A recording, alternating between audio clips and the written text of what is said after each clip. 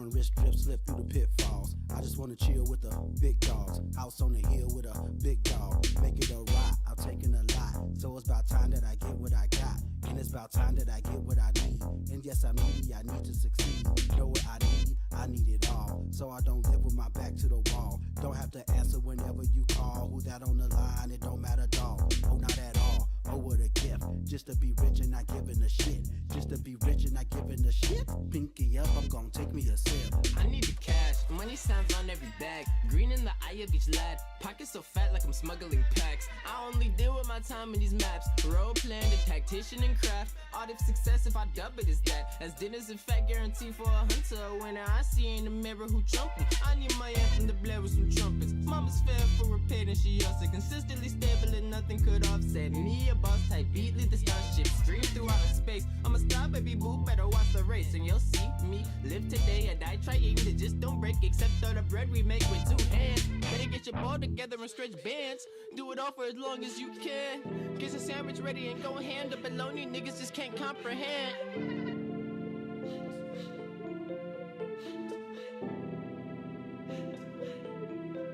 Yo, cash rules everything around me. In that I am drowning, cause I don't know accounting. Blame it on my school system, blame it on my county. In that I am drowning, blame it on my clowning.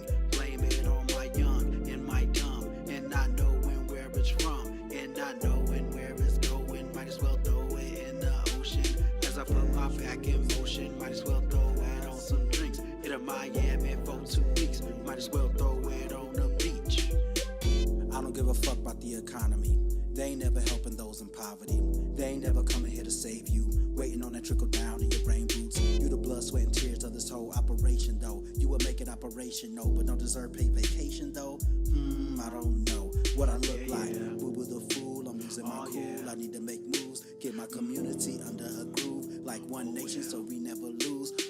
Nothing can stop us now. They will not knock us down. We will not chill while they chop us down. That is not simply allowed. I'm not the one to count out. Cash rules everything around me. In that I am drowning, cause I don't know accounting. Blame it on my school system, blame it on my county. In that I am drowning, blame it on my clowning.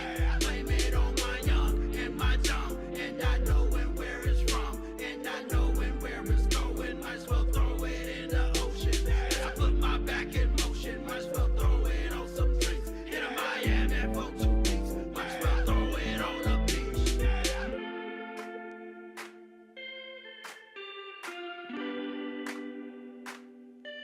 Oh yeah.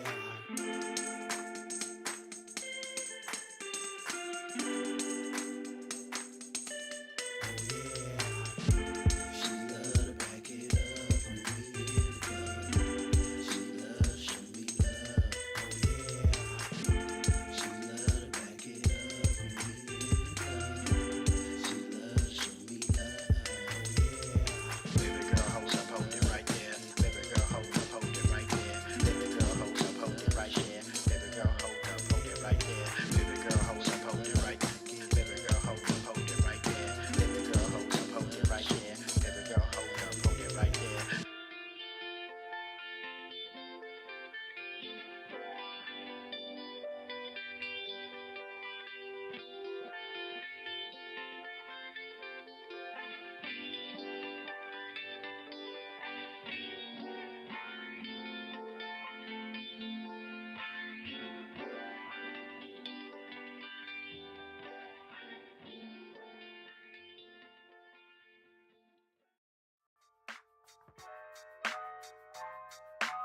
I would like to be traded to any other team but the New England Patriots. Big brain predictions. That's what I got. Take it off, sir. This Washington football team beat the Steelers. All right.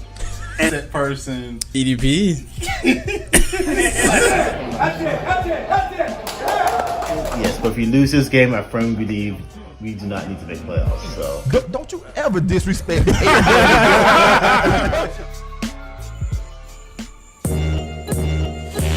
Welcome back, folks, to your favorite show on the internet. This is After Further Review, episode number 90. I'm your co-host, Jalen Brown. Hello, your favorite co-host, Shaquille Brown. And I'm everyone's don't give a shit about anything because my Celtics lost the finals co-host, Malin. How's everybody doing? When you put it that way, I'm not doing so hot either. The depression kicks in. It's all right. I'll pray for y'all. Tried to erase that course of events from my memory, but it still happened at the end of the day. How's your guys' week been? Good. Here. Got a couple of visitors here today on this wonderful afternoon. Yeah, Shaq, go ahead and introduce them. We got two wonderful guests. One of them you've seen before. We got Nestor here saying hi, Dolphins fan. There Guys, got our homeboy Angel here for the first time over there swinging through saying hi. We appreciate you guys coming on out. We also want to appreciate anybody that watches this godforsaken show live, which you can do every Wednesday night at 9:30 p.m. Eastern Standard Time. Just make sure you go over to the first link in your podcast description, and you will be taken to the YouTube stream. If you're not watching it live, you can watch the replay at any time on YouTube, and be sure to subscribe to the Melheim Media YouTube channel so you can watch this show and a bunch of other shows. So again, it's the first link down in the description. Come over here, subscribe, hit the like button while you're at it, and that's pretty much it. Before we go any further, let's go ahead and take our customary opening shot. Yes, we need a shot. Let's pass them all around. I'm drinking out of my Black Cup. Seattle Mariners Oh, shot glass because they're terrible, and I'm looking for some good juju here. Yeah, I tell you where you can get it. Oh, look. Don't apply that to your whole life, okay? Did not mean it any other way but that context. I thought that was Shaq's life motto, but I digress. What are you guys sipping on tonight? That is the sweet, sweet nectar of the gods. Did Nestor just Espolón die? Nestor may have had a shot of bleach, as far as we know. Oh. Wait, you guys are drinking tequila? Yes. Yep. Son of a bitch. Okay. All right. I'll get loose. I'll get ready to carry the show after halftime. Don't worry about it. I'm sipping on some Blanton's. It's Is that a bourbon? yeah, it's highly sought after, but a little overrated. That's why we're taking shots. So people like the little horses on it, though. It does look really fancy. Yeah. I would like to say, though, that I do appreciate Nestor after now knowing that I actually have met him and know him. He's the only person that I've ever had an argument about on who's the better midget quarterback. So that's neat. So, but at least he still has his midget quarterback. Yeah, Mine's he's riding still in horses there. in Denver now. Let's ride. Let's ride right on into the first topic of the week, which is, of course, the fact the Golden State Warriors did indeed beat our Boston Celtics in 6 games. Came right on through TD Garden, clapped us up, and celebrated right on our home court. I believe, since we last had an episode, we just didn't win any games. As simple as that. We just stopped winning games. I don't know when that became fashionable, but we picked it up. And the Warriors just took advantage of us and won the whole damn thing. So I want to know your guys' thoughts on the Dubs being champs again for 4 titles in 8 years. Shaq, what do you have to say about this? Once again, another team I'm tired of kind of watching win things at this point in time. Just because we said we didn't want to watch LeBron and his wonderful group win doesn't mean we want to watch Curry and his wonderful group win. I was really hoping for y'all to win another title. Just want to see that. Anybody other than Golden State, to be honest with you, but clearly Curry and them, very powerful of a team, so let them have it. Any thoughts on the Celtics' performance? You had a few people there kind of underperformed where they needed to really be out there and perform in a key game, but maybe it's the nerves getting to people there in a very clutch situation. Shaq keeping it very surface there. We try not to call names there. Go ahead, Malin. I like like how Shaq talks about teams that we're sick of watching. Like LeBron James didn't play for the Heat. Not everyone's sick of the freaking Heat over the last 12 years either. He tries to pretend like that's not when he became a fan of the Heat. It was when LeBron James became a fan with his little tiger nipple bandwagon ass. No, man, I remember it was 2 weeks ago. We did the rest of the show like live, watching the Celtics beat Golden State to go up 2-1, and then we didn't win another game. Yeah,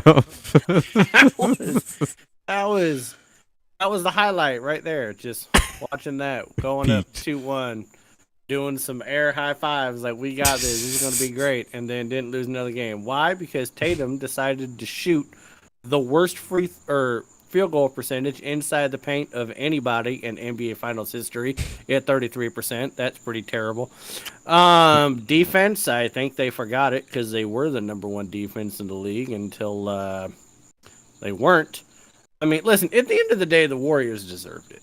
Mm. I mean, if I were to tell you that the Warriors and the Celtics were going to play in the NBA Finals and Draymond Green was going to be a non-factor in 4 of those games, that Poole was only going to have 2 good games, that Klay Thompson was never going to be Klay Thompson, and Klay Thompson wasn't going to have a signature game 6 like he normally had, and that Steph Curry was going to go 0 for 9 in 3-pointers in game 4 and only score 16 points. Most people, if they heard those facts, they would think, oh yeah, the Celtics are probably winning in 6. But in reality, we got our ass kicked. Because we stopped playing team basketball. We were doing a lot of isolation. We stopped hitting threes. That was cute. And just overall, just bad management. I think we had over 15 turnovers in 5 out of 6 games. Yeah. 5 out of 6 games. Jason Tatum Jesus. had the most turnovers in an NBA Finals in 38 years. 38 years. So I'm glad that he represented his jersey number well, because he came up with a big 0 in this finals. So he needs to do a little bit soul searching. So I'm a little upset, a little angry. But you know what? Another day, and at least we beat the Heat. So got that. G Money, shout out to him in the chat, says that he called it even though he thought it would take 7 games. And then he also says the Celtics joined the 2011 Miami Heat after winning Game 3 and going up 2-1. Lose the next 3 games. Yeah, unfortunately. So does that mean the Warriors are like equivalent to the Dallas Mavericks? I mean, I don't know. I mean, can we just acknowledge the fact that this is what makes it even hurt worse, is that this was the worst Warriors team to win a championship. Yeah. And yet they won it against our Celtics. Like, it was the worst one. Yeah. Klay was not himself. They played a total of 7. Draymond Green, Steph Curry, Klay Thompson played a total of 7 games together before the playoffs. Yep. That was literally the epitome of what everyone thought that Brooklyn was going to do, and then that never materialized. And then all they did was just roll through the playoffs, and they never played a single elimination game throughout the whole playoffs. Jesus. And just to upset the crowd, you know who would have allowed that? The Heat. Okay. Okay, the Heat literally lost to the Celtics. But I'm just saying, would never allow that. It's okay. It's all right. True battle cry of a loser. Jesus. I know that later on in the show we're going to be doing like some sort of fantasy pick for Right. top 5 with current NBA players. You might as well just book whatever the starting 5 is in Miami Heat for Shaq with his bandwagon you ass. can have him. He's gonna go hero number 1. That's gonna be his first pick. Yeah, hero uno. That's what's gonna happen. As far as the Warriors go, I will give them their props. They definitely deserved it. They simply just played better basketball. Steph Curry, Finals MVP, well deserved. Man was averaging 31 points a game. He every time the team needed him, come the fourth quarter down the stretch, he stepped up and took care of their business, and there was just no answer for him. We kept what really annoyed me the last two games. I mean, this was common throughout the whole series, but especially the last two games. We switched on him so easily. Like the moment any kind of screen would come, it immediately switch. And especially game 6, down the stretch, there was a time when Marcus Smart just gave up and just let Al Horford cover him. It's like, you cannot allow Al Horford to be on an island with Steph Curry because he's going to get cooked easily, and that's just what he continued doing. Speaking of Marcus Smart, I've seen enough of Marcus Smart. I'm sorry, but I've always questioned if we ever got into a finals. Yeah, pretty much only a finals is the only thing we haven't gotten to. If he ever got to a finals, would he be good enough, make the right decisions to win a championship? In this series, he showed me plenty that he would make some boneheaded mistakes, and just the decision making was completely awful. And a floor general is clearly what we could use, because Marcus Smart is not naturally a point guard. He's really more like an off-ball 2-guard. And I don't know. He just not enough calming down the troops and being like, yo, I know we're down 10 points right now, but everybody just settle down and we'll get back into this thing. No, it's like, all right, let's get back to this ISO ball and start jacking up threes. Just really, really frustrating. Hold on, because yes, he was jacking up threes, okay, but they weren't contested threes, right? Like if he had made them, we'd all have been like, "Wow, that's brilliant." But so I have a question for you, because we're talking about point guards now, right? Who would you have rather had on the Celtics in the playoffs? Smart or Chris Paul? Chris Paul. Are you freaking kidding me? Chris Paul. That man turned 37 and then averaged 9 points a game and started wearing like adult diapers because he was wetting himself. Like, what are we? What? What about Chris Paul in the playoffs made you think that he's better than the defensive player of the year? I mean, he was playing well until he ran into Dallas. Oh yeah, because they're formidable. Yeah, they were the number one team. I mean, they made it to the Western Conference Finals. Yeah, because they beat Phoenix to get. They're supposed to go to the Western Conference Finals.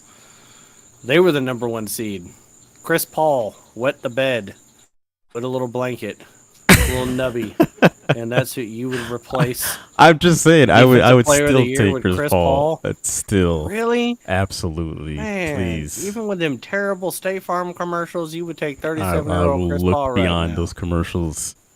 Man. Something else that our bench just did not show up this series, which throughout the rest of the playoffs, they showed up. Like the Brooklyn series, Peyton Pritchard was like the X factor. The Milwaukee series, Grant Williams was the X factor. The Miami series, Derek White was the X factor. This series, nobody was the X factor. Nothing came from the bench, and that really, really hurt us because it was like outside of Brown, Tatum wasn't doing jack shit. Al Horford, Robert Williams, it was like we just were not getting consistent points from the bench. Did it look like to you two that Al Horford just ran out of gas?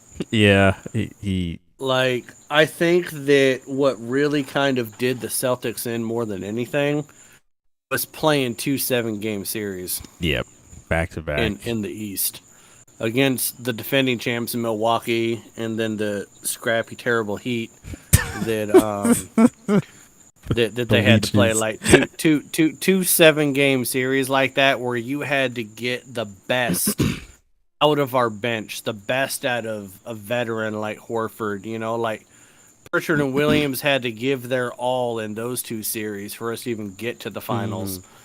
And they put a lot on tape during those 2 7-game series. Yep. And they had to show their hand a lot on, what they were capable of and what other teams couldn't stop, and that gave Golden State the opportunity to kind of learn how to kind of counteract that a little bit, I think. And so I think that if they'd had a little bit of an easier time in those two series, if they hadn't given away some games that they should have won, we both knew that both those series should have been gone in like 5 games, both of them. We gave away fourth quarter leads like it's Halloween candy against Milwaukee and the Heat. Sorry, Shaq. Those should have been a lot shorter series. And I think that if they were, because I don't think it's so much about. I mean, maybe it is the rest when it comes to someone like Horford, but we just gave away a lot on tape offensively. They pulled every string they could just to get to the finals. They didn't have any more tricks up their sleeve by the time they got there. Like, I feel like we got everything out of the team this year. It just wasn't enough. Yeah. Those game 7s really caught up to us. Like, it seemed pretty clear that it was like we've spent everything at this point. So, was what it was. Props to the Warriors. We will keep it moving. I'm not necessarily going to give them props. I still think you could win with some class, and kind of showed their ass during the parade. Draymond Green with his Boston Sucks t-shirt. Stupid. Steph Curry and Steve Kerr doing a little night-night thing. Oh, pansy asses. But that I agree. Let's move on. Into the next topic here. So now that the offseason, the draft is done, most of the free agency moves have already taken place. The cards, as far as roster moves go, pretty much fallen into place now for the NFL offseason. So I figured we could all go around, give each of our teams a grade for how they handled this offseason. Shaq, we will of course start with you first. How do you think your Steelers did this offseason? Enlighten us. I would say a C plus is where I put my Steelers at. It's like Jack playing it safe. Yeah, C plus going there. We did draft a quarterback. I was upset at first about it. I'm a little bit more enlightened about it. I feel like with other options, he might end up seeing a decent amount of playing time this year, so it might be really good. Let's see where it goes. Defensively, I know we did a little touch on that slightly, trying to fit around a couple things, but like not where I want it to be. But I still give it a C plus. Not gonna be every year, but I see we're trying to put some pieces together, so we'll see where we go from there. Yeah, so Yeah, not where I want us to go, but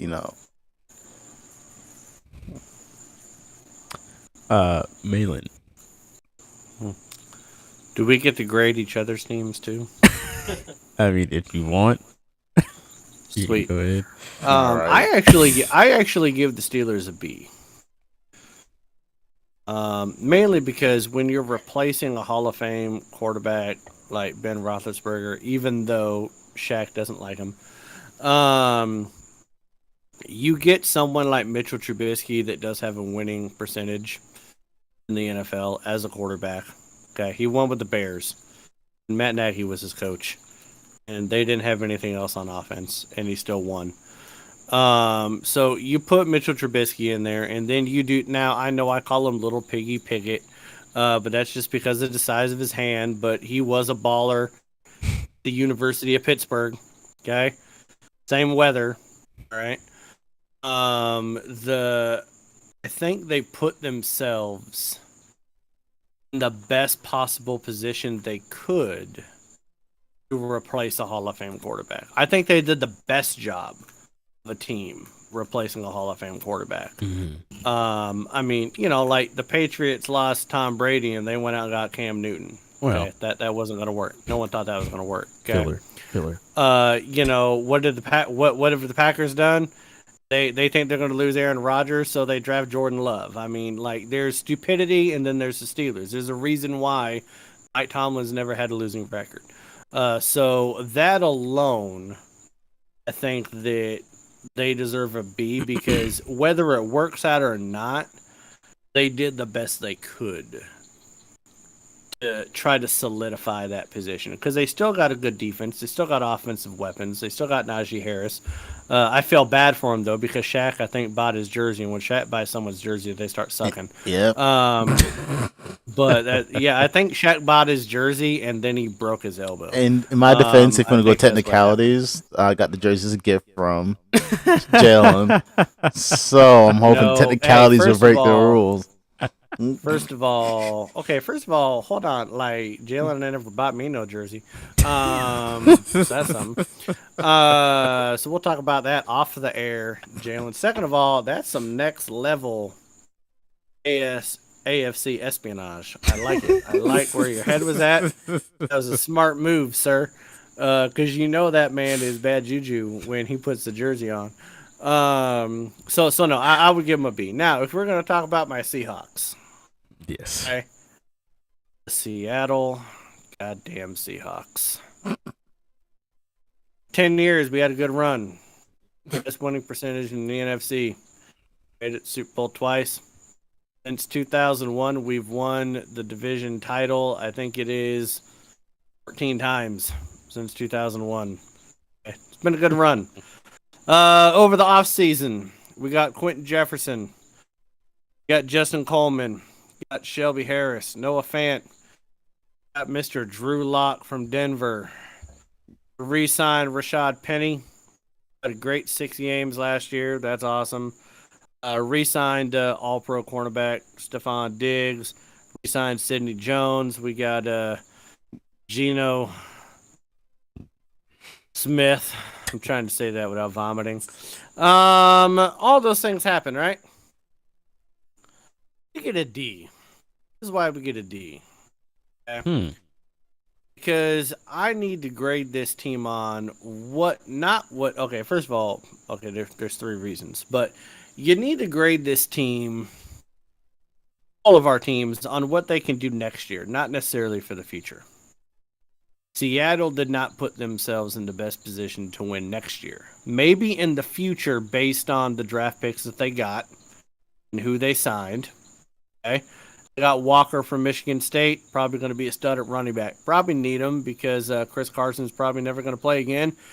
And Rashad Penny is probably going to stub a toe walking out on the practice field at some point during training camp.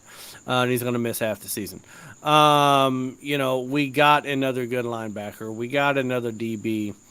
But when you let go of Russell Wilson and Bobby Wagner 24 hours apart, and you lose your quarterback of 10 years that's arguably a first ballot Hall of Famer, you lose your quarterback of the defense in Bobby Wagner, which was the signal caller for the defense during the LOB years. And I don't care what anyone says, he was the best middle linebacker to play in the NFL over the last 10 years. Luke Kuechly has nothing on him. Okay. You lose those 2 pieces, I can't give you any more than a D. You're not a better football team going into next year. Now, maybe they can grow into a better football team with the cap space that they have without paying Russell Wilson $50 million like the Broncos are about to do, with the draft picks they're going to get, and retooling the team. Maybe later on they're going to be a better football team. But this next year in the NFC West, with the Rams being Super Bowl champs, with the Cardinals keeping Midget Murray, okay, with the 49ers with a great defense. I'm not going to talk about their quarterback situation, but they still got Deebo Samuel on the squad. You're arguably like the worst team in the division. So I have to give them a D. Well, damn. I'm going to give my Patriots a D plus. I felt We're like optimistic. I felt like we had the worst offseason of anybody in the NFL. Free agency was just a bunch of crickets. Not much going on. We did go back out and get Malcolm Butler. We're the team. We are like that one girl that just keeps dating the same 3 dudes. Where it's like, what's wrong with you? Just keep going back and digging up old graves and come on back in. Like we went, Maybe they'll change. or do dating the same 3 women. I don't really get it.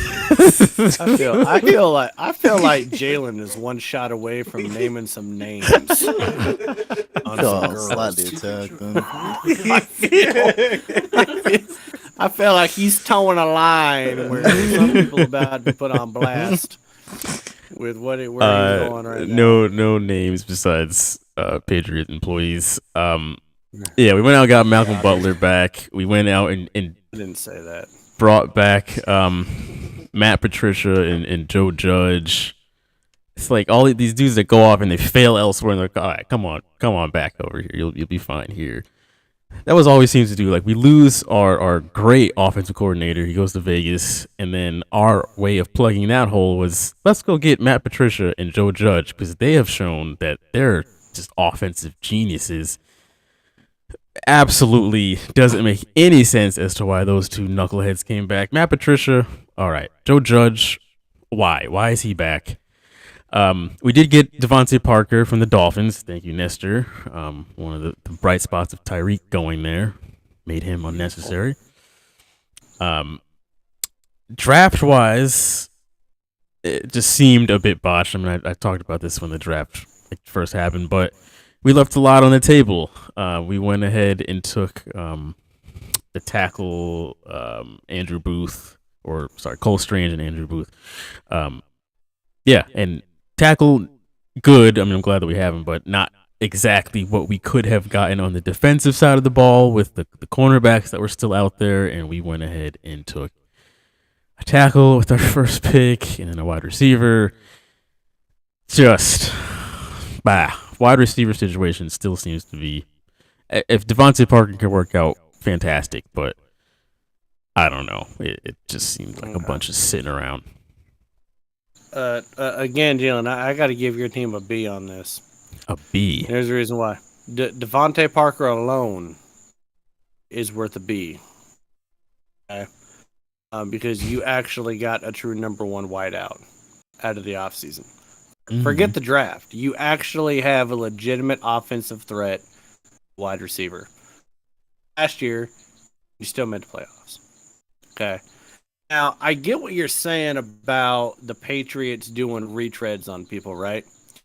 That's been their MO for forever, and you won 6 Super Bowls off of it. The Patriots went to the Super Bowl back in '96 and lost with Bill Parcells as head coach. You know who the defensive coordinator was? Belichick. Right. What did they do? They went to the Jets. A few years later, Bill Belichick comes back. He's the head coach. What was Josh McDaniels after he left the Patriots and coached the Denver Broncos? Disaster. Everyone looked at him like he was Chernobyl all over again. No one wanted to touch him. All he does is go back to the Patriots and win 3 more Super Bowls. And so, yes, under the Bill Belichick tree of coaching, assistants have not necessarily gone on and done great at other places, but back in the house with Bill Belichick, they seem to succeed. And they seem to find new life. So I'm not saying that they're going to be the next Josh McDaniels or whatever, but I think that Josh McDaniels is enough to be like, listen, man, if I were you and if I was a Patriot fan, God knows I'm not. But if I was a Patriots fan, I would be like, listen, if there was ever a good assistant that played for the Patriots or the coach for the Patriots, bring them back home. If they could do what Josh McDaniels did or what Bill Belichick did, like, let's bring them all back. I don't care who it is. Bring Bill Parcells back. Because it seems to work. It seems to work. Usually. They've been the most consistent, greatest franchise for the last 22 years. So, cut your squad a little bit of slack outside of signing Cam Newton. That was fucking stupid. So, I give my Patriots a D+. Malin gives his Seahawks a D. Shaq, his Steelers a C+.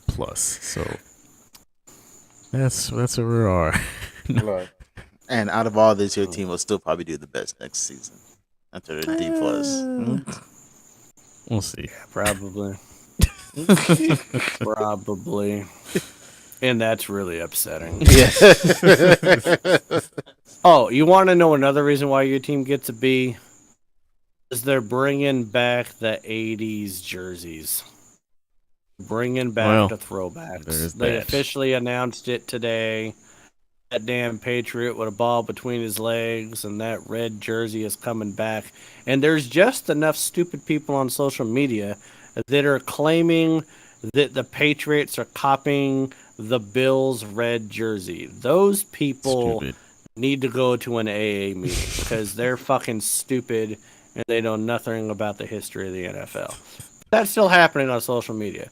There's a bunch of Bills Mafia people. You guys are copying the Bills. No one wants to copy the Bills. You've never won a Super Bowl. Shut the fuck up. All right. Those are our offseason grades. Let's move into the news. Today's top stories and breaking news. All right. Okay. All right there, Chief? Not really, but we try to play things off here in this world. Hell just happened. I don't know. First bit of news that we're going to get into. Unfortunately, some sad news to start off with. This was really random, but Jalen Ferguson dies at the age of 26. He was a linebacker for the Ravens.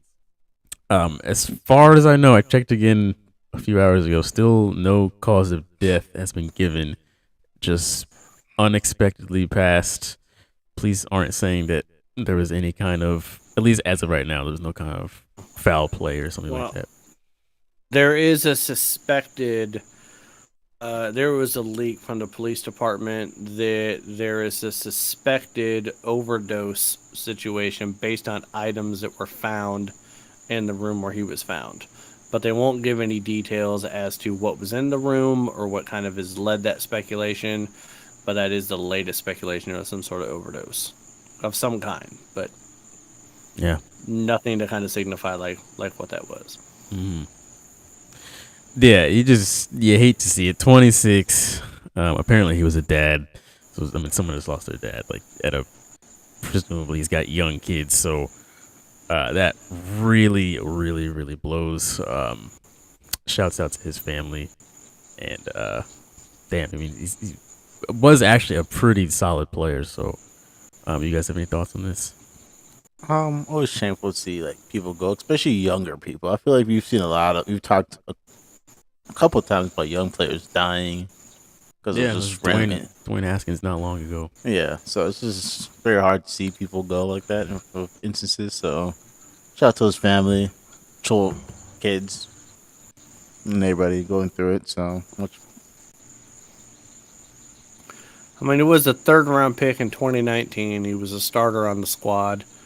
It's definitely heartbreaking when you hear that he was a father. 26 years old. Now again, it's still speculation from law enforcement, but if it was some sort of type of overdose situation, it breaks your heart that people get in those types of situations. That type of thing happens. And you know that wasn't even the only news that came out of Baltimore today. The great Tony Segura, who was a linchpin to that 2000 Ravens team at the age of 55, he passed away today as well. And he was known as the Goose. And I don't know if you guys remember because I'm a lot older than you two. You can tell just by looking at me. But that 2000 Ravens squad. Tony Segura, he was the one. He was the mouthpiece more than anybody else that made that team fun. And he was actually a sideline reporter too, for a lot of years. And he was always funny to watch, just because he always had different antics and things that he would do. And so my heart just kind of goes out to people that are fans of that team, where you lose someone that's a young and up and comer, someone that could have had a lot of promise on your squad, and then you also on the same day lost somebody that was a big part of your history of your organization on the same day. Right. It's just It's a sad day for that franchise in the NFL. And it's happening too often, especially with young people, like Shaq said. It's happening way too often. We're losing way too many young, promising people, not just players. You're definitely more than your profession. We're losing way too many of them to things that we shouldn't be. Yes. Moving on to the next piece of news here. Gronkowski retiring from the NFL for the second time. Decides to hang it up and say, all right, this time for real, I'm out. Yeah, he was on the fence for the whole offseason, and now he finally made his decision, so is what it is. Shaq, any thoughts on Gronk hanging it up? I actually think this will be his last time hanging it up. I don't sure hope so. Yes, I don't see this man trying to do some sort of finagle, come back and do some bullshit. So, yeah, it was good seeing Gronk come back temporarily, play again. Still, I feel like even though he doesn't play that primarily role of a big receiving tight end, it's still great to see him out there on the field. So, it's gonna be great to see the Bucks and Tom Brady what they did without Gronk on there. So, yes. I mean, listen, Gronk retires as the GOAT. 2 retirements for Gronk, 1 retirement for Brady. One upped him at his own game. The only difference is he forgot about Brett Favre because he retired about a half a dozen times. But no, seriously, when you look at this is kind of a legitimate thing that I've been thinking about when it comes to tight ends, because this has been a position that's definitely come of age, and we always think about some people like Tony Gonzalez being one of the greats, Antonio Gates, Jimmy Graham before he went to the Seahawks was actually considered a really good tight end. I remember back in the 90s, somebody by the name of Ben Coates played for the Patriots. It was the first tight end to ever get 100 receptions in a year.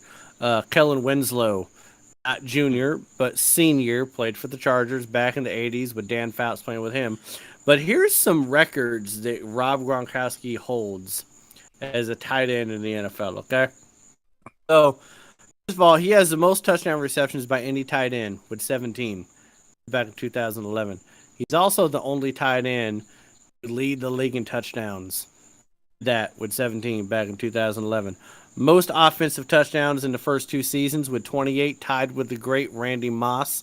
Most 100-yard games by a tight end with 32. Most career touchdowns per game by a tight end with a .69. Okay. In the playoffs, most receptions by a tight end in Super Bowl history. 23 receptions. Okay. Most receiving yards by a tight end in the Super Bowl, 297. Most career postseason touchdowns by a tight end, 15.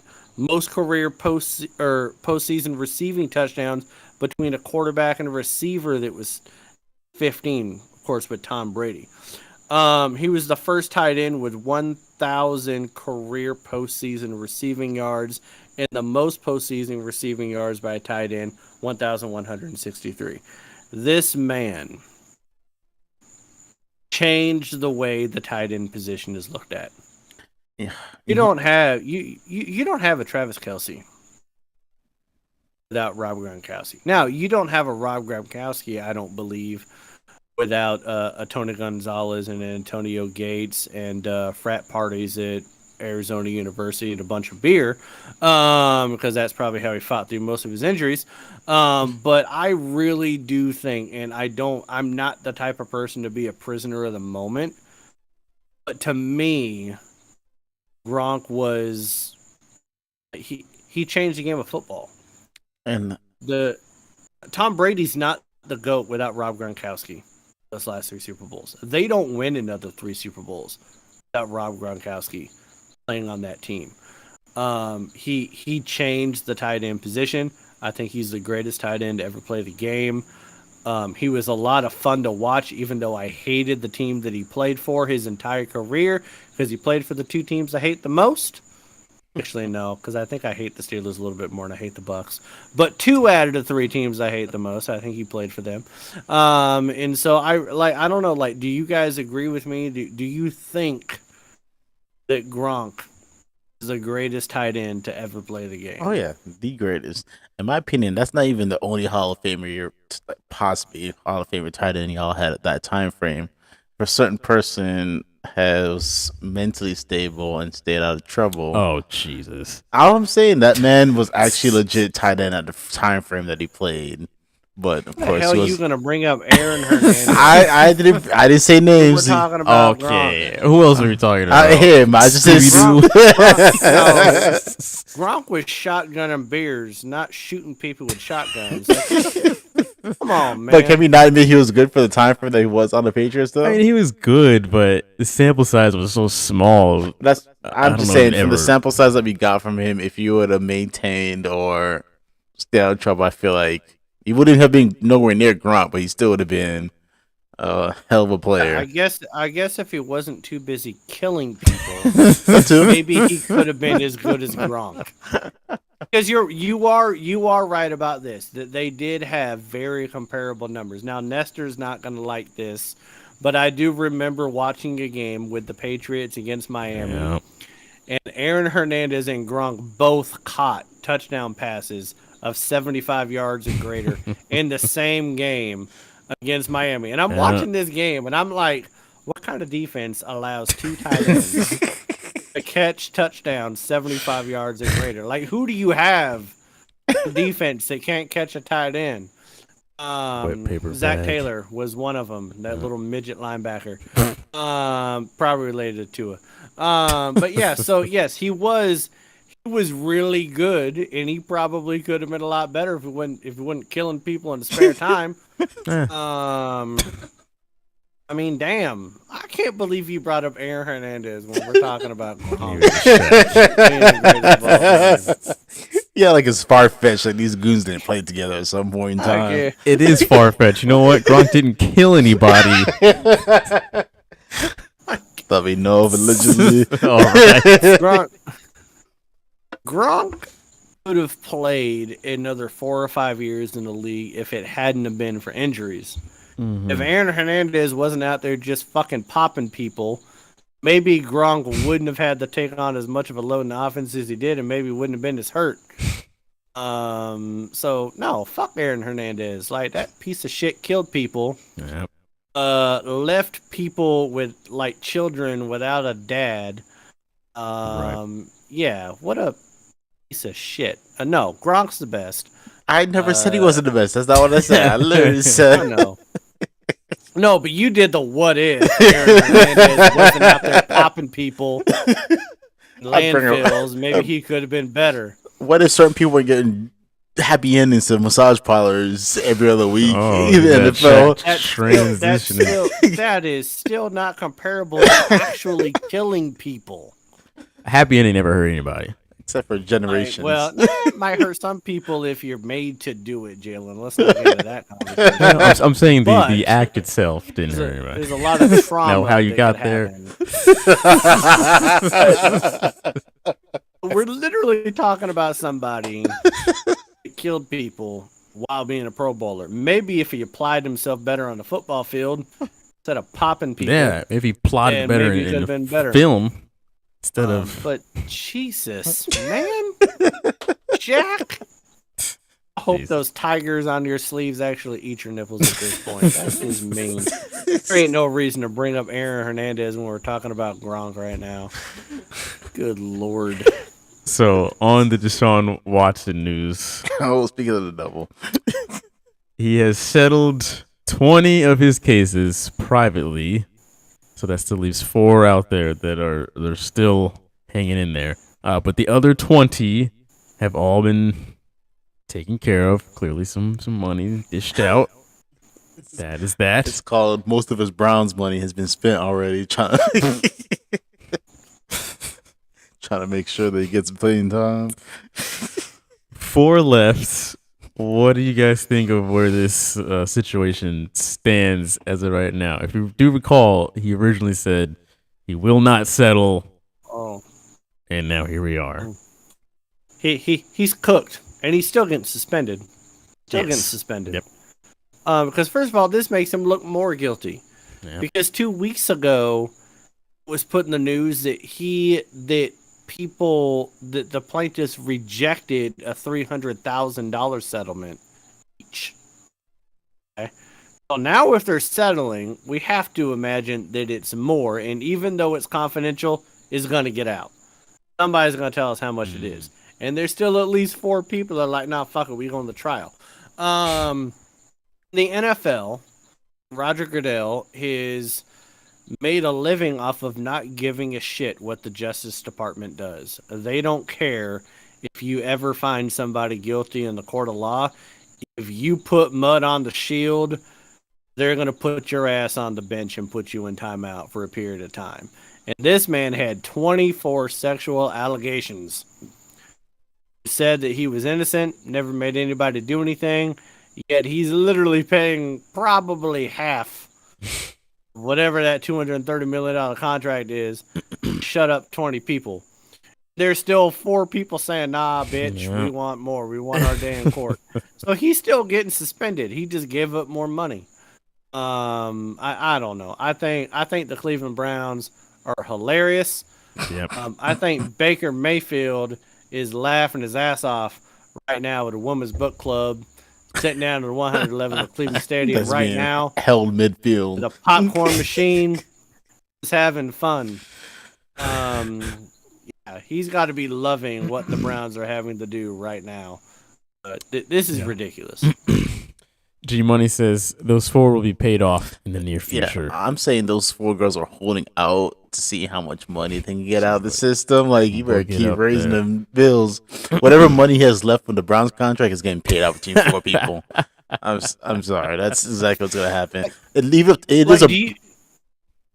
Do you guys think that he thinks he's not going to be suspended now because he settled 20 out of the 24? This strikes me as the ignorant soul, so I see him as the look at the situation. Okay. We don't. Okay, first of all, this is what happens when you guys drink tequila. I have to be. This man literally brought up to be the voice of reason. I mean, come on. You don't go on Instagram looking for a massage therapist. No, but you're also not a college graduate from Clemson, a national championship winner, and you just call somebody ignorant. Like, good God. So he's pretty ignorant. So nobody in the NFL that went to college is ignorant? All of them are smart, intelligent people? I'm not saying they're all smart and intelligent people. All of them went to college? There are enough people that vouch for him. Okay? He's smart enough to get caught to this he's point. A quality person. I'm sure he's a quality dude. I'm not denying that. I'm not saying he's the smartest person alive, but I'm saying, like, ignorant. I mean, come on, man. Like, that's a little harsh. This man literally bomb all of Cleveland. Exactly. I know. And during the draft, he made fun of a cancer patient on the stage. What more do you want? You know, okay, well, first of all, yes, he's probably not even alive right now. So, but I'm a horrible person because I'm ignorant. This PR event. I'm just saying that if this was the 1980s and the 1990s, Deshaun Watson would be a god. Like, no one. First of all, the 1980s there would be a lot of things besides a god. Let's start with that. I swear to God, Bernie Kosar in the 80s, but the Browns probably did more than what the fuck Deshaun Watson's done. All I'm saying is, he's getting roasted. Leave it up to the Browns to finally get a decent quarterback, and this man will not be able to botch play. It. Yes. So stupid. This man will not touch the field all of next season. They are wearing the biggest clown nose in all of this. It is the time we are living. Okay, true or false? Do you agree or not agree that Magic Johnson probably did more in the 80s with the Lakers than Deshaun Watson did with the Texans? Probably. A lot in the 80s, but yeah, probably. Just saying, it's a product of the era and social media, the way that you can get the truth out there. Right. But I mean, yes, he is guilty to some degree, because if you're innocent, you're going to want to prove it, and you're not just going to give away millions of dollars, right, to try to quiet people. So he is guilty to some degree. Okay. Yes, I just think ignorant might be a little harsh. All right. Last bit of news here. I'm going to totally say something more ignorant than that. In the next 5 minutes, you're about to say some shit. I mean, I don't know why you got to put a 5-minute tracker on it, Shaq. Shit. I've been waiting for an hour for those tigers to eat your nipples. That ain't happened yet. Why you put a 5-minute timer on me? So the U.S. Open was this past weekend, and Matt Fitzpatrick ended up winning the whole damn thing. This was a bit of at least a surprise to me. This was his first major. The brace face killer getting it done. That was a entertaining Sunday, like the last round there. He had a great shot to get out of that damn bunker onto the green. That was like the checkmate right there. Malin, what do you think about Fitzmagic getting the job done? Well, it would have been a lot cooler if it was Ryan Fitzpatrick winning the U.S. Open. Not if it was Matt Fitzpatrick. I think we could all agree that if Ryan Fitzpatrick was walking around in the U.S. Open wearing Deshaun Watson's stripe jacket with his chest hair hanging out, wearing a gold chain, it would have been a lot cooler. But no, so Matt Fitzpatrick, which is about as wide of a name as you can come up with, is the first amateur, or the first person to win the U.S. Amateur and the U.S. Open. First one. And he's also the first person to win the U.S. Open that's also his first win on U.S. soil. It's actually kind of remarkable for that to happen. And it was a very different tournament because you had the cloud of the Live Golf League hanging over the whole thing. And it actually did a little bit of an injustice to how well Matt Fitzpatrick played when most of the news was talking about Live. Because you don't normally... I mean, shooting 6 under in the U.S. Open... Yeah. I mean, that's equivalent to going 20 under at the Masters because they do everything they can to make that the toughest course you can ever play. They do some dirty, shady crap on those courses to make it difficult as hell. But you had this undercurrent in every press conference with everybody was about the Live tournament. And then with Brooks Koepka coming out just 2 days later, one day later, and saying that he's going to go to the Live tournament or the Live League, just kind of overshadows the whole U.S. Open as a whole. And the British Open, or what I call the Open Championship, because it's the original championship, they've actually come out and said that, you know what, like people that are playing in the Live League can play in the British Open as well. And so you're going to keep seeing this. And the PGA Tour did come out and they've made a couple changes. Somehow they've added $54 million worth of winning purses in 8 different tournaments throughout the end of the year. They're going to do another 8 tournaments where they're not going to have a cutoff. And they're going to go back to a calendar year from January to August, and they're not going to play into October, because that's one of the things that some of these golfers like about the Live League is that they don't have to play year round. Yeah. To be in this. But the simple fact of the matter is that you have a bunch of people that have won majors and have done well in the PGA Tour that are taking this money. And I might not, from a moral standpoint, because I've been very back and forth on this, because the capitalist in me is saying, if someone wants to pay you money, take the money. Morality part of me saying you're taking money from people that are connected to 9/11 and from people in the Saudi royal family that have done unspeakable atrocities.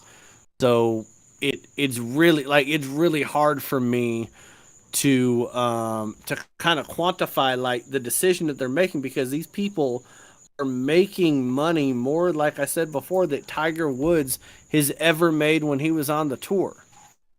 But I was asking people, like what did they think about all this, right? And my brother-in-law, his name is Travis Lawhorn, is one of the greatest guys I know. Okay? And he sent me this text, and I want to read you guys this text. This is what he said, because I was asking him about the Live Tour and all that. He said, I love my God, I love my country, I love the PGA. That should be all of our attitudes, because this is America, and a country boy can survive. If that is not the most American response that you can get, I don't know what is. It was the greatest response that I've heard from anybody talking about the Live League. That I love my God, I love my country, I love the PGA, and that should be all of our attitudes, because this is America, and a country boy can survive. So that's my anthem. The PGA is going to learn. I don't understand. This is something I don't understand. How in the hell can the PGA Tour, which is the biggest golf tour in the world, right? How are they a non-profit organization? Yeah. How did they get away with being a non-profit organization? Stupid. It's insane to me. I don't know. I mean, congrats to Matt Fitzpatrick, but I'm sorry, man. You're not the story. No one's going to care about what you did. Because when they get to the British Open, they're not going to be talking about you, and no one's going to give you any fucking press. They're going to be talking about the Live League the whole time. Yep. And what the PGA Tour is trying to do to counteract it. Crazy what's going on in golf right now. It's fucking Wild West all over again.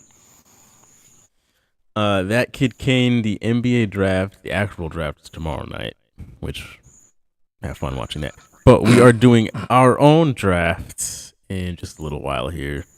It's the last topic of the show. So On a side note, G Money says Wilt Chamberlain has admitted to sleeping with 10,000 women during his NBA career, and my God, I've heard that before, and I've tried to do the math. it just doesn't add up. Unfathomable. Is he like considering groups of women at the same time? It has to be. There's no way individually. Is Wilt Chamberlain like Shaq's new role model for life? Are we getting to... In that same breath, though, when he has said that he slept with 10,000 women, he also did say that's like his biggest regret was he did all of that and still felt lonely. Like at the end of the day, he just wanted one partner, and the man slept with 10,000 people. He was trying them out. No. He was trying to figure out which was the best. You don't know what you want until you try them all, right? Is that? It's like shoes. Mean, some of us try on clothes. I don't think I put on 10,000 different pairs of like clothing and socks. On women, like good God. How many socks you need to put on your feet before you know what's your favorite pair? I don't even think I've talked to like 10,000 individual people in my lifetime. Like probably not. Exactly. Probably not. Let's just have sex with 10,000 different people. But anyway, congratulations to him for being where he's at. No, I'm transitioning. Okay, I try to transition back to. Wait a minute. First of all, this man throwing shade at Deshaun Watson with 24 allegations, but then he's congratulating Wilt on his accomplishments. I'm trying to. He didn't say shit about the NBA. I'm trying to. That's what I'm trying to transition to. About winning 4 championships. He didn't say, "Hey, congratulations." For literally averaging 50 points a game for 6 years or scoring 100 points in a game.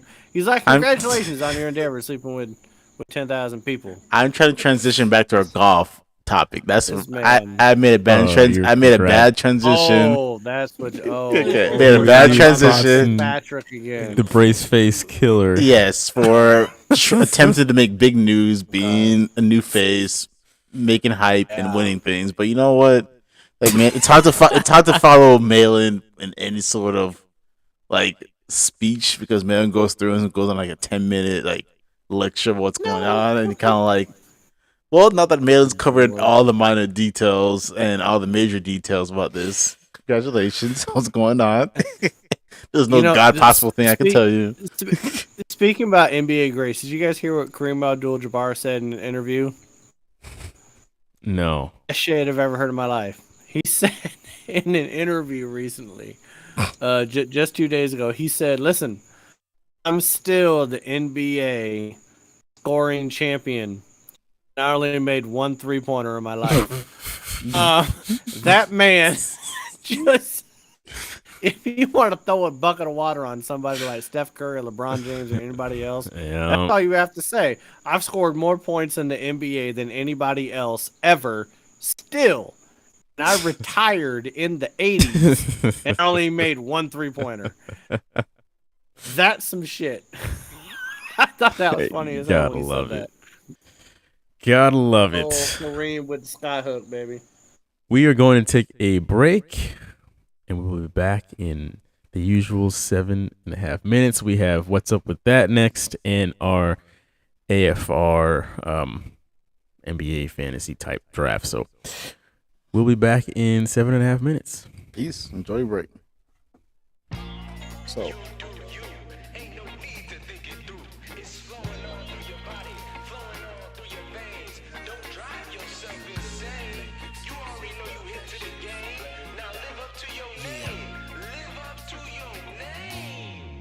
Feel it with the fears in my head.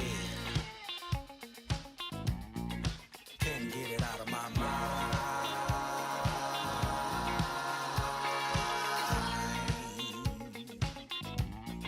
I hear what never was said. I feel the unknown with the fears in my head. They attach, they latch. I got a brand new batch. They don't lack, that's facts. No slack. Pimp tight, attached from the inside. They'll fuck up any kind of night. They'll fuck up any kind of vibe. Playing tricks with your mind. I cannot get it over.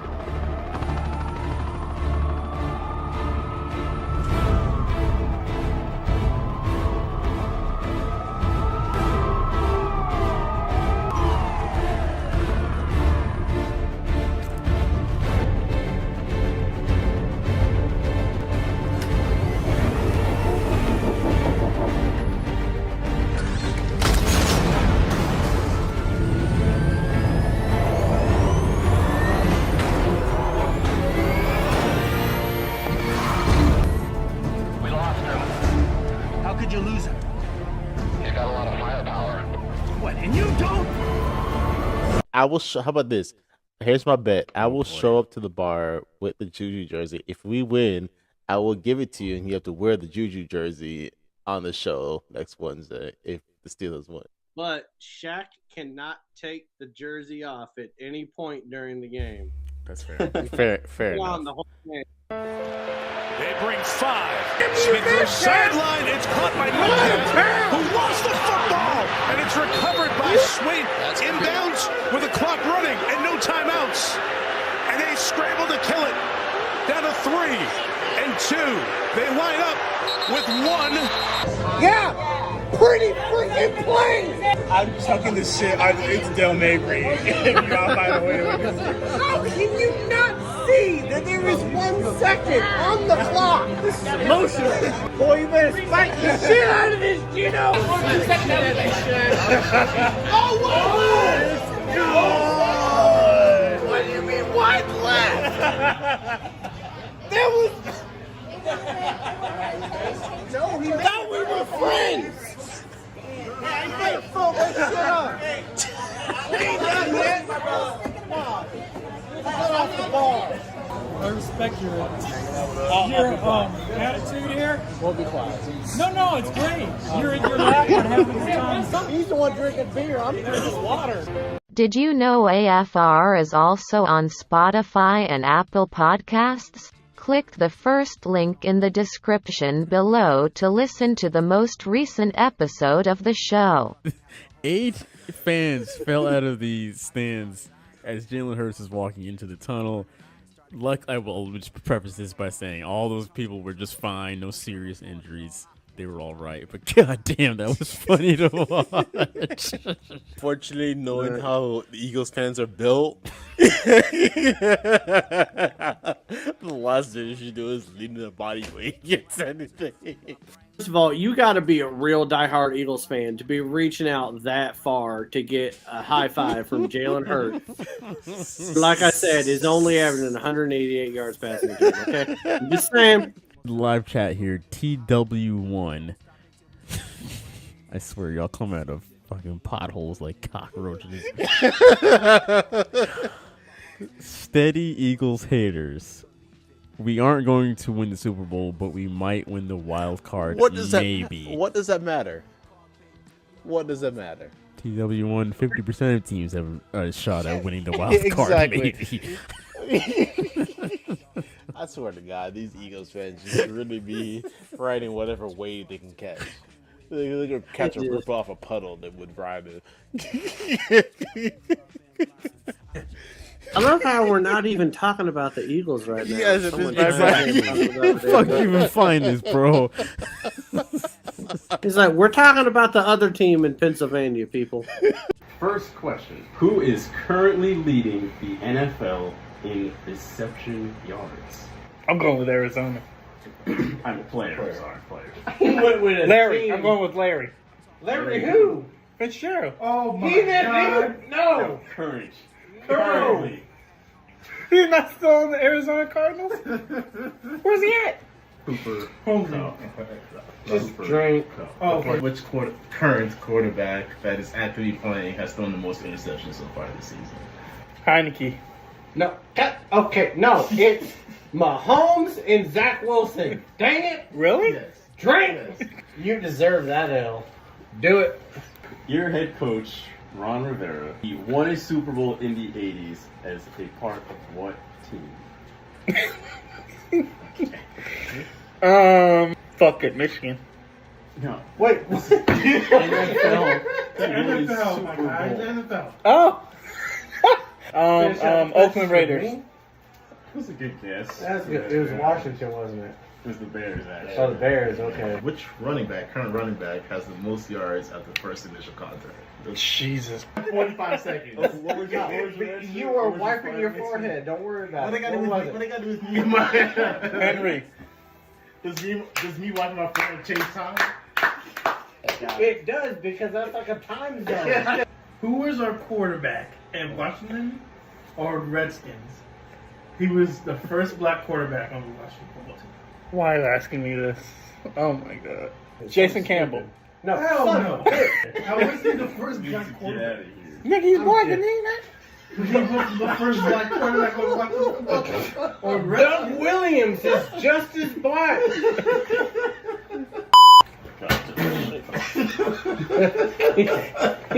Ryan knows he needs some water. If Ryan makes you do the entirety of the show, give him a medal honor for it. I mean, listen, hey, he thought that Fitzgerald was still playing, so. Not just still playing, but had no. At an all-pro level. Remember to follow the show on Instagram and TikTok at AFR Sports. That's it, AFR Sports. Now back to the show with your hosts Jalen, Shaquille, and Malin.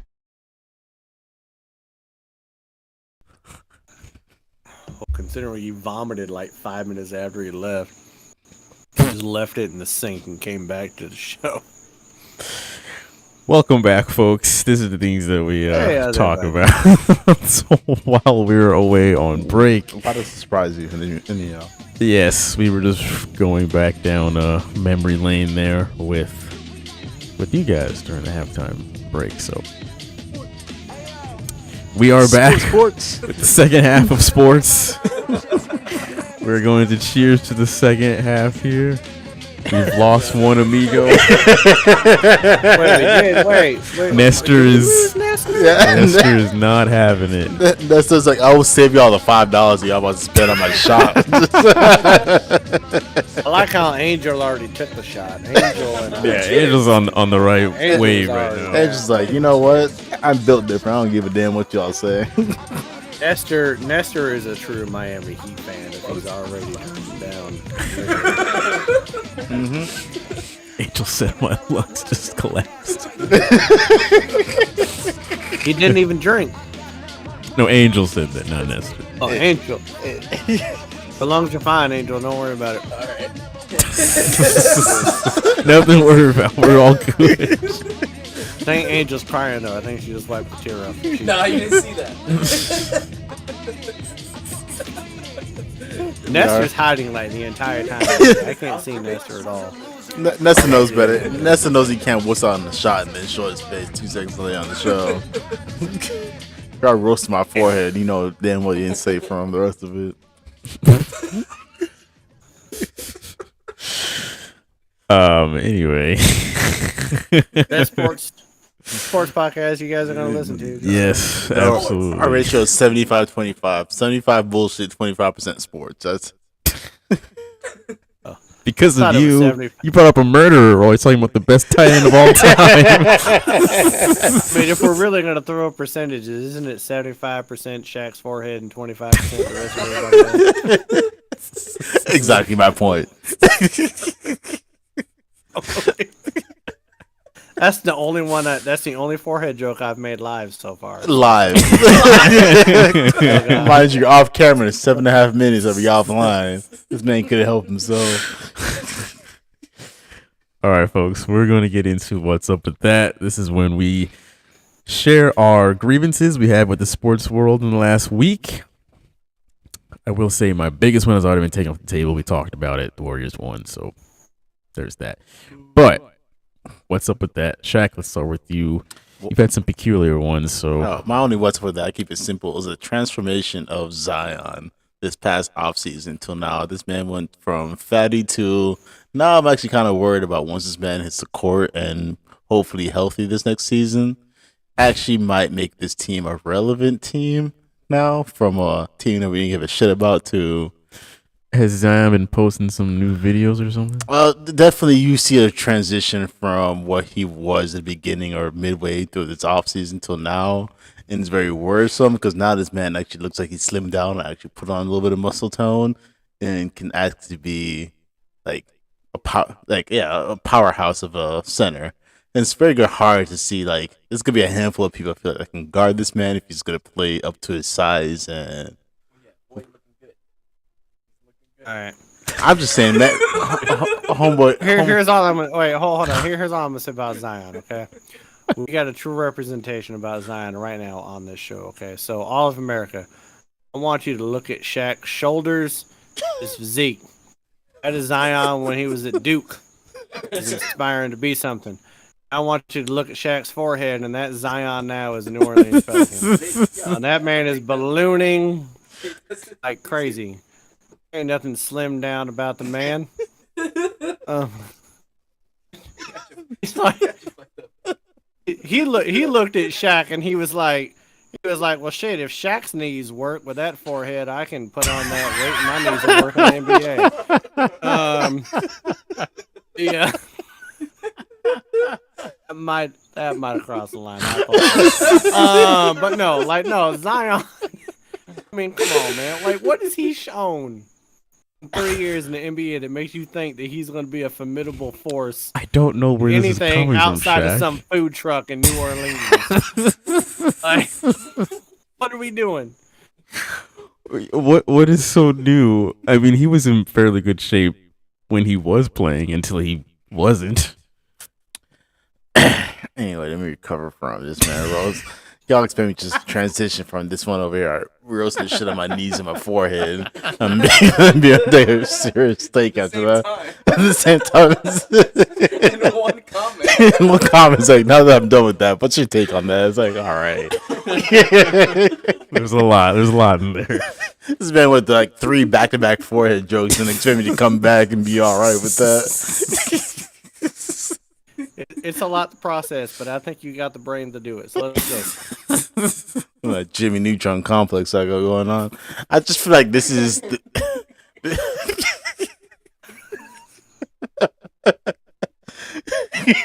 Jimmy Neutron.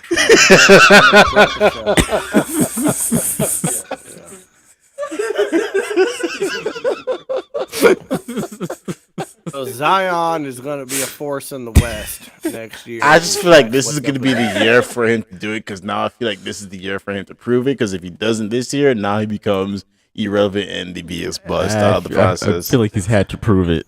No, but his rookie year, but okay. But I mean, you get away. I feel like this is more so the pressure starts really gathering. Yeah, on, I mean, I see what you're saying. On the process of it's like, all right, you get over the excuse of you're new to the NBA, you're trying to transition into now you're playing with actual grown professional players, not physically more dominant than 90% of the people you're playing with.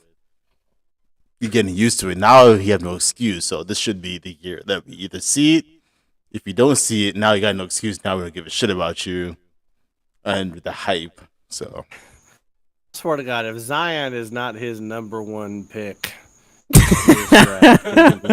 nowhere near it. Nowhere near it. Nowhere near it, but this man is going to be a force. He is somebody. selling us, though. Zion about to show some people. Is Angel dead in the back, by the way? Did she? No, he's no? okay. Okay, there she is. Okay. I thought Angel fell No, he. down when I made he. Sorry, Angel. My bad. Okay, so my what's up with that is this.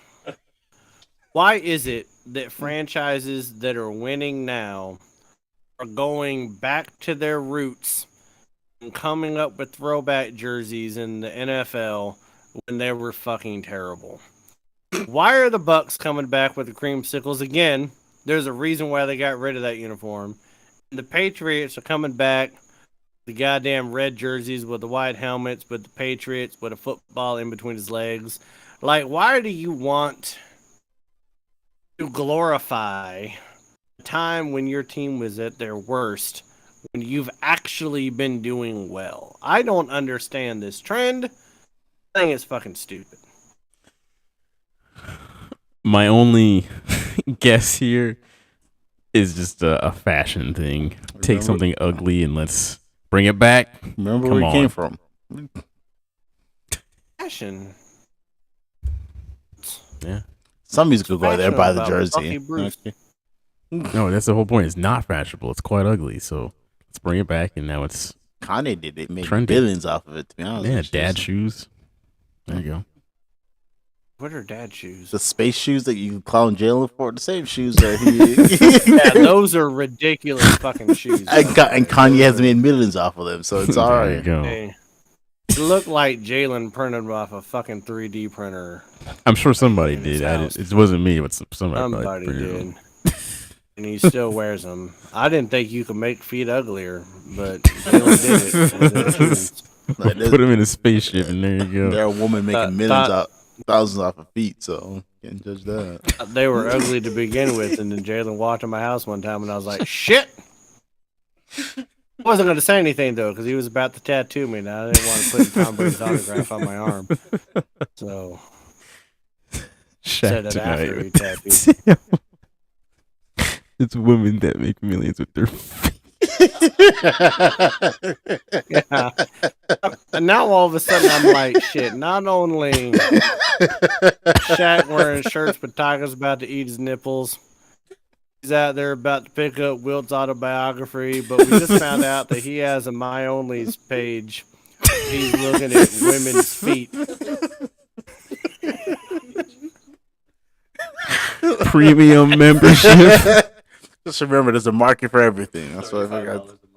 If you pay $35 a month to look at a woman's feet, you need help. If you get rid of your Netflix and Amazon account, you just if you get rid of your Netflix and your Amazon, budget wise, it'll average out together. It's all right. This show's taking a turn for the worst. This show's taking a turn for the worst. All right, let me get my what's up with that out there. Jesus Christ. Last time we have a live guest on this show. My what's up with that is about John Wall. It doesn't necessarily have anything to do with John Wall. It's primarily about the Houston Rockets.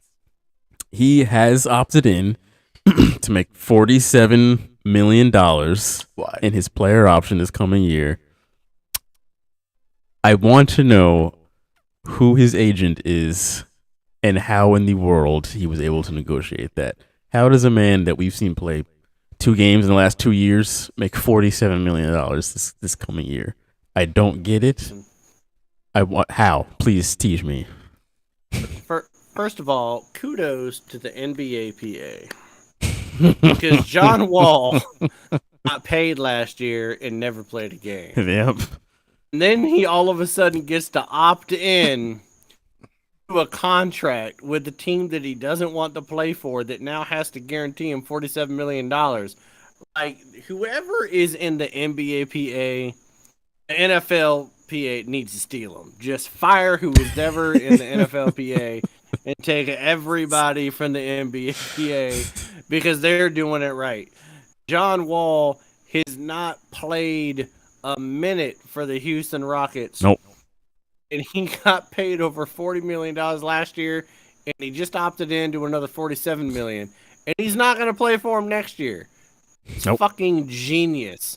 I wish that I could make $80 million in 2 years and not have to work. Whoever's paying me $80 million. Absolutely incredible. That is just...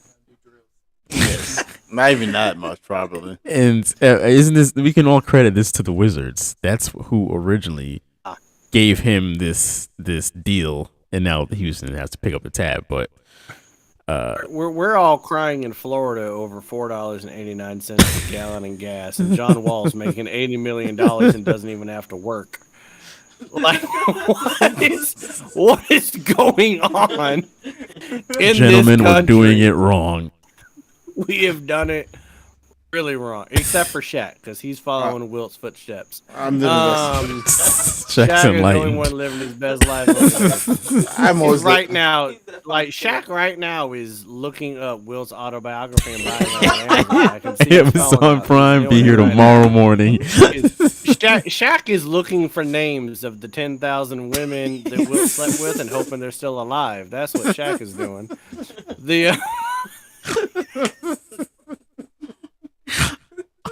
Are you still breathing?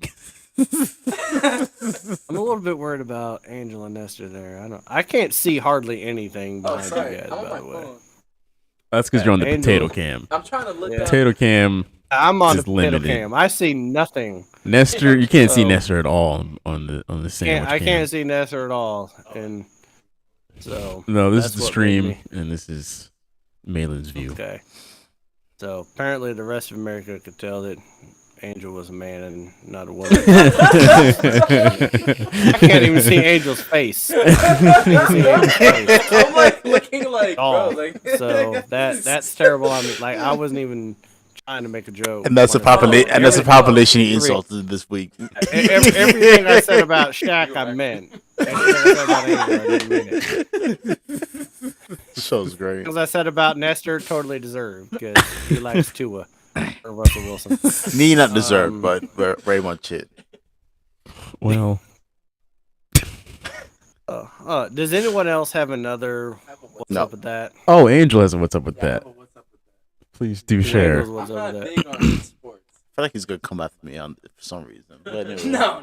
There's Shaq a is rookie sweet. this year who got a lot of social media presence. I forgot his name. Dreads. He's young. What sport is Dude's this? dunking on everybody. I think he Oh, plays it's for basketball. Minnesota. Yeah, something. Well, he's in the NBA right now. Yes. John Morant. Oh, you're talking about John Morant? Yeah. Yes. That's Memphis, not Minnesota. Oh, okay, sorry. Shit, give him another shot. I know that's probably gonna make the situation worse, but he plays tennis, so he's be dunking on people. I don't. They both started with M. They just started with M. One of them. It had to be something. What about John Morant? He got like Is better than Zion Williams, according to Shaq. super athletic, super crazy potential. Where do you guys see that? Like, what's up with that? Like, literally, what's up with him? Like, that's my Good question. With that. Like, what's up with John Morant? Same draft class. I don't buy him. I just think he needs to stay healthy. Yeah, I agree.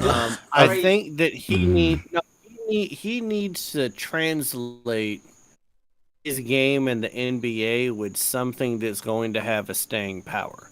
Yep. Because if he needs to learn anything, it's that you cannot be don't be the next Jalen Rose. You mean Don't Derrick be the next Rose? Derrick Rose. Don't be the next Derrick Rose. Don't be John Wall. possible all-time great. Mm. Then play with such reckless abandon where you mess up your knees and your lower extremities to where you're a shell of what you could have been in the NBA. Because Ja Morant, he has all the tools. He has all the athletic ability. He could be an all-time great. Plays with too much reckless abandon. The same could be said with someone like a Blake Griffin, who did a similar thing with the Clippers. I remember watching someone like Blake Griffin when he played for Oklahoma, like diving over scores tables in the NCAA tournament. I'm like, fool, you're not even making $1 right now. Like, calm the fuck down. Like, what are you doing? But there's people that they think that they can do the same things they've always done growing up through high school, through college. They get to the NBA, and you're literally playing with people that are just as fast as you and just as athletic.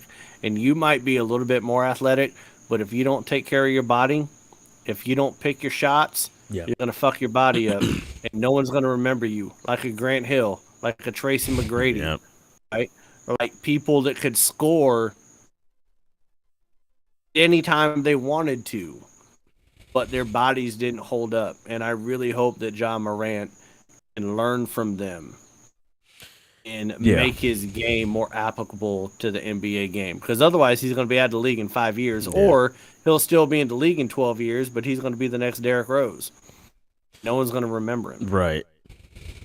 Yeah, I agree 1,000%. To me, Ja just needs to learn how to play in the 2022 NBA. As far as he's got to get a good, consistent jump shot so that it doesn't have to go to the hole every time and beat up his body so much. Because he's all like this playoffs. He missed the last few games because he was hurt, and it's like this is his second year in the NBA. He's got to just cut back on relying on so much of his physicality to score the basketball. If he can get a good jump shot, he will be A-okay. But if you look at, like you said, Derrick Rose, like we were just saying, John Wall, he was never really had the greatest jumper. His game is relied a lot on just getting to the basket. Russell Westbrook never got a jumper. And all these dudes now are just irrelevant. So if he continues down that path, the writing's on the wall for where he'll end up. But if he can just shoot the ball fairly well, he doesn't have to be Steph Curry, Damian Lillard. If he can just shoot it okay, I think he'll be a monster because he's unbelievable. I agree with you when you used to say availability is the best ability. So if he can just keep himself ready and healthy throughout his career, we'll speak in numbers to you. Get that jump shot, but guess what? You will still have that skill set of when it's open, you can still drive to the hoop and still get there when you need to. But like, don't let that be your only trick. One trick pony mentality is completely gone on. Maybe it worked in the early 2000s, late 90s of, guess what? You're only an under the hoop player. Guess what? We'll make it work for you. It's no longer a thing. You got big men shooting from the threes and making them. You got every type of player doing everything you can possibly want from them. And you just got to learn to be a well-rounded type of person when it comes to basketball. And it's also on the franchise a little bit, too, to put more people around him. Yes, because two players were drafted in the same draft class. LeBron James and Dwayne Wade. Yep. Dwayne Wade was nothing like LeBron James by the time LeBron James got the Miami Heat. Because Miami relied so much on Dwayne Wade that he was a shell of himself at such a young age compared to LeBron James, because he put his body on the line and he killed himself for that organization. And he had so many soft tissue injuries, knee things, ankles, hamstrings, stuff like that, that not even Dwayne Wade could carry the test of time. And the same could be said for someone like Carmelo Anthony that just never took care of their body. Right? Yep. You look at LeBron James, Carmelo Anthony, they're still both in the league right now. I mean, one person took their career seriously The other was like, "Fucking, I'm just going to score points and eat cheeseburgers." And there's a difference between the two. So I mean, you have to take some personal responsibility taking care of your body, but the franchise, the team, has to put more people upon you or with you, and not just make it all about you for your career. Because I think Dwayne Wade could still be playing in NBA right now if the Miami Heat didn't take years off of his career before they got Bosh and LeBron James. Mm-hmm. Yes, I like that. What's up with that, though, Angel? That was a good throw in there. I don't know a lot about sports. I do like if somebody's doing well enough to pop up on social media. Yeah. Then I feel like it's worth a discussion for people. Like why is this person reaching out? Don't follow sports. You know what I mean? Right, because if he's that good, right, what's it still amazes me. Like there was a point in time when Ben Simmons was. Yeah, I was gonna ask about that, but then John Morant came up. This dude. Did he just say Ben Simmons though? Yeah, Ben Simmons. Unfortunately, yeah, like what? What's up You with that? can't put John Morant and Ben Simmons in the same damn category. No, he was just saying one that can score, the other can't. He was just saying Ben Simmons was popping up on his social media feed too. At some point, like some what? Like 2 years ago. Okay. Mm-hmm. He was popping up a lot, and it was like all the talk was about Ben Simmons. Yeah, Rookie of the Year at one point. That's what I'm saying. That's a whole nother case. Anyway, keeping within the NBA, we are gonna go into looking forward to this all day. The damn AFR draft. So the actual draft is tomorrow night. Not gonna lie, I can't remember the last time I actually watched an NBA draft. I can't tell you either. Not as much of a spectacle as the NFL. So, yeah. Moving into our draft. So the way this is gonna work, Angel, Nestor, either one of you guys getting in on this, or are we gonna leave it to the three of us? Yeah. So the way this is going to work, we are all going. Are they to all in it? All possibly. All 5 of us? Possibly. We'll see. Oh, shit. So the way this is going to work, this is basically going to be like a fantasy draft. So all the current NBA players are available for us to pick. You have 5 picks. So we're going to take turns picking any current NBA player. Okay. Nobody can be picked twice because it's going to work just as if this was a real draft. So basically, it depends on who goes the first 2 people will dictate how well everybody else is. Sort of, in a way, yes. Okay, so it's going to go Shaq, me, you, then Angel and Nestor. Sounds good to me. Sorry, Nestor, you're a Dolphin. I know y'all used to picking in the higher end of the tier draft, but you know. So, yeah, Shaq's gonna go first. Please, nobody take too long making your pick.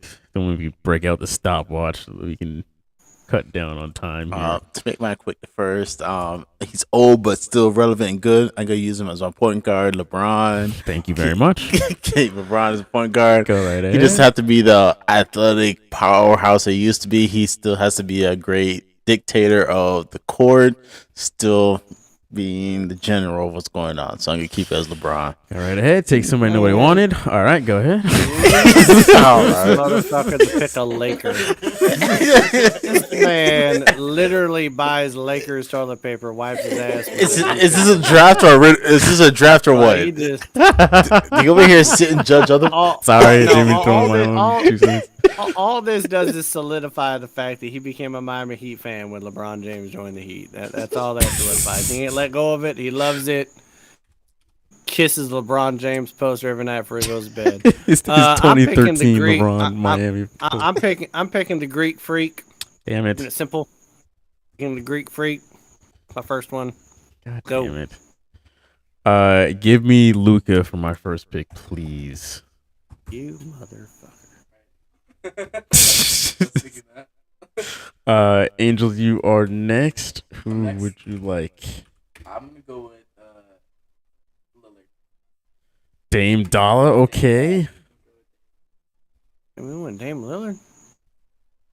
Okay. I like that. Nestor. You guys are moving really fast here. Joel Embiid. Okay, Embiid. Okay, that's cute. Shaq, Shaq, it is back to you. Oh, I gotta go run through. Shaq, get off your goddamn phone and pick somebody. I haven't even got my phone out, man. I gotta run through my playlist there. I gotta Oh go. man, no. Put I'm the gonna- goddamn phone down. Pick somebody. I go with Steph as a shooting guard there. I know some of y'all are very butthurt and taking out of that, but I'm going with Steph. You need your phone to find Not Steph. He wasn't the one I was really trying to look through. I already knew the other. I'm taking the 2-time MVP, the Joker, is my next one. Why is Malin on the same wavelength here? We always pick the same, Jalen. That's your fault for y'all. We're actually smart.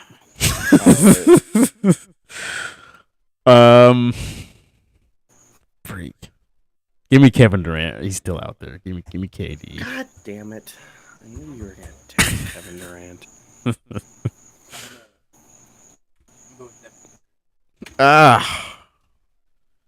Angel You take- taking Booker. You mother! I love you, Angel. Who the heck? John Moran. That's a Damian Lillard. Yeah, we were talking about. Yeah, this man. Nestor's on his phone too, isn't he? Like, get off your phone, people. I'm doing this blind. Let's go. Get off your phone. You guys should know basketball more than me. Is Nestor picking somebody? Okay, he's on the clock. He's got 10 seconds. I think he said John Morant. He went John Morant for that Oh, one. I went John Morant. Okay. Yeah. He went John Morant. Okay. Shaq, we're back I'm to gonna choose Donovan Mitchell as another. D. Mitchell. Okay. Yes. Put him up there for that. Spider Mitchell. Mm-hmm. Okay. So who do I have so far? I have Of Giannis Joker. and Jokic. God. Oh man, I need somebody that can. All right, I'm gonna. Jesus, he's only going to be available half the time, but he's still the best shooter in the game. I'm going to go ahead and go with Kyrie Irving on this one. Gonna go with Kyrie. That's a sound pick. We're starting to get to some interesting areas here. Oh, you're about to get more interesting. So you said Kyrie. I'm just trying to keep this updated. All right. My number 3. Devin Booker's already gone. Give me my man Jason Tatum. Okay. Solid. Angel, it is your turn. Kawhi, New Balance himself. All right. He didn't even play last year. I thought he said inactive. He's still the prophet, the Toronto So prophet. you're saying just because you didn't play last year, All right. back to That's exactly what he said. Unfortunately. Come on, Nestor. Nestor's on his phone, isn't he? Damn it. Come on. Let's go. Gobert. You said Rudy Gobert.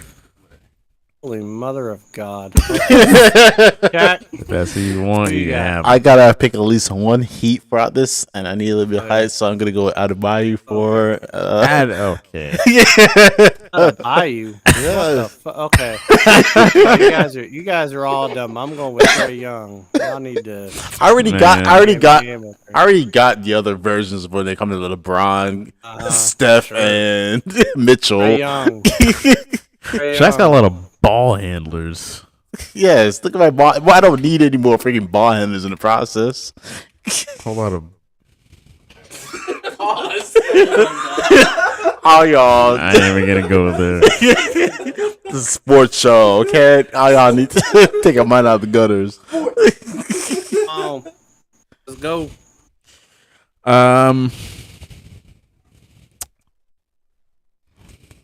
Damn it. Jokic is already gone. Embiid's already gone. Hard process. All right, hold up. Give me. There's a few people that I'm very questionable right now. I've got too many forwards.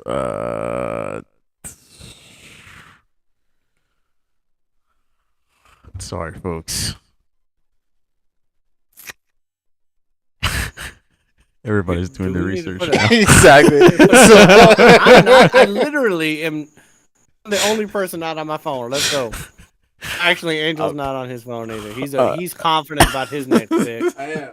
Stand up over there and everything. I'm thinking. I know he's looking at his phone again. God damn it. Oh, no, I cheaters. got to text my girl. No, my girl has me home. You all a bunch of... Shaq, put your goddamn phone down.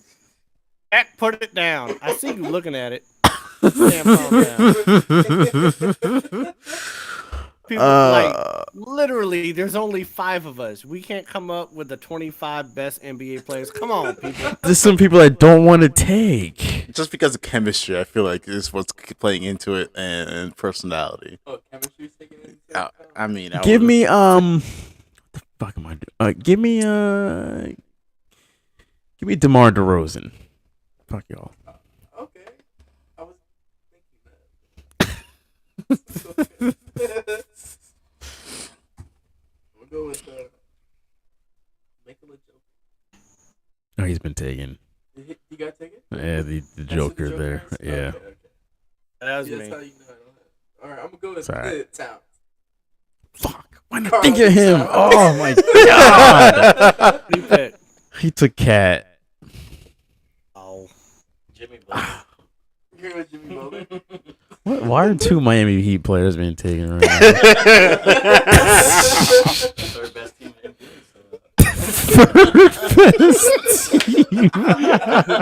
Who'd he take? It's like Jimmy Butler. You didn't hear the second part. The Heat are the 3rd best team in the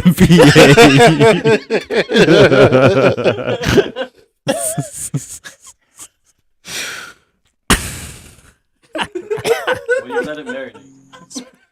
When you think about it. And speaking of marinating, I got to pick James Fatty Harden. I knew somebody had to take him. It's Harden. I'm sorry. As much as we bad talk this man, you can still kind of hoop. So I'm gonna take Harden for it. All right. So far, because I'm picking my 5th right now, right? Right. Okay. So I got the Joker at center. I got the Greek Freak at power forward. I got Young and Kyrie as my guards. Solidify it with Jalen Brown. Nice. Number 5 pick. That's the best team out of this 5. I don't care who I y'all think pick. I'm gonna have to rearrange my positions, but Ah, man, your team's terrible. Shut up. not really. Not really. It was starting to look pretty good, but now that it looks like there's some strange chemistry. There's going one. on I was say that was like favorite fucking team.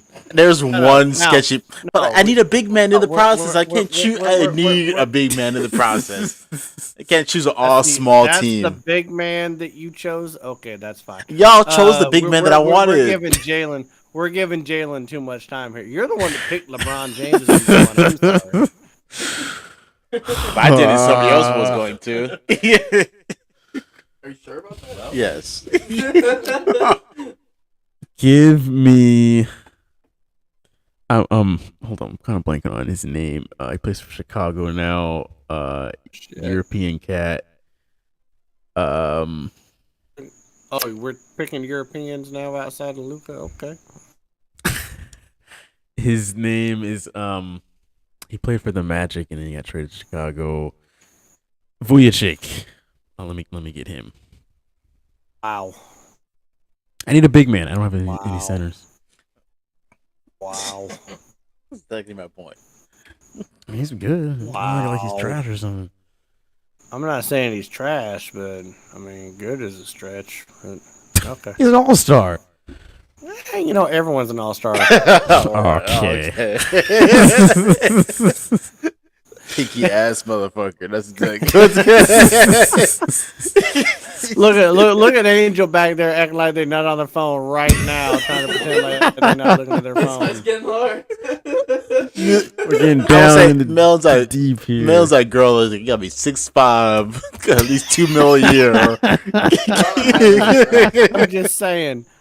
I never looked at anything, and I picked Brown, the Greek Freak, Joker, Trae Young, and Kyrie as my 5, and you guys are all staring at your cell phones. Come on. I didn't look at my phone one time. Okay. Is that what we're upset about? I'll let the white guy embarrass. I had my list set. And then I wasn't sure about the rules. Then we got 2 more people. Look, 41-year-old white guy is embarrassing me all right now. Life experience. 40-year-old white guy. I mean, come on. Basketball. Well, Some old white guy invented basketball.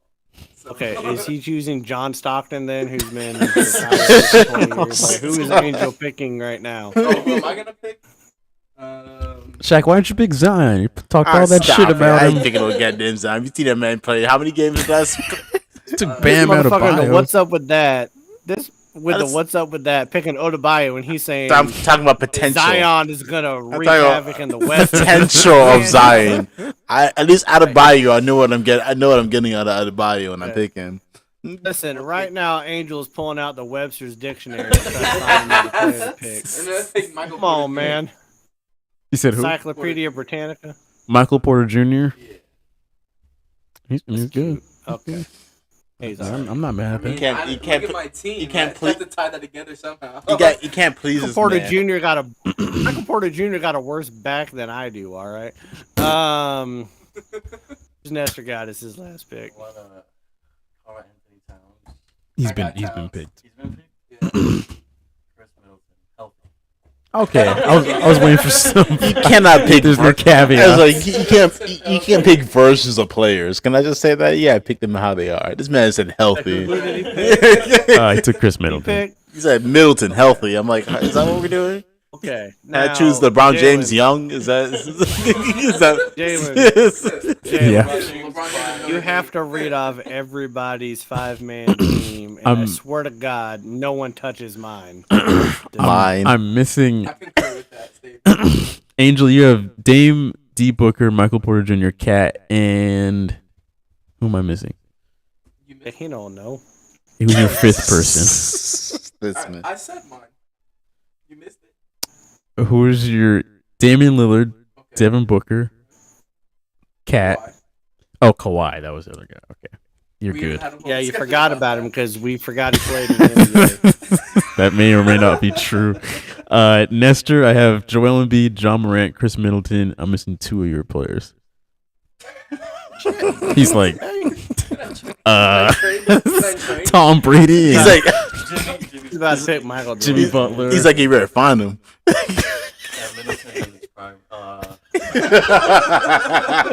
Middleton in his prime. If you can't remember them, then they're not worth anything. You had Who is Shaq's 5?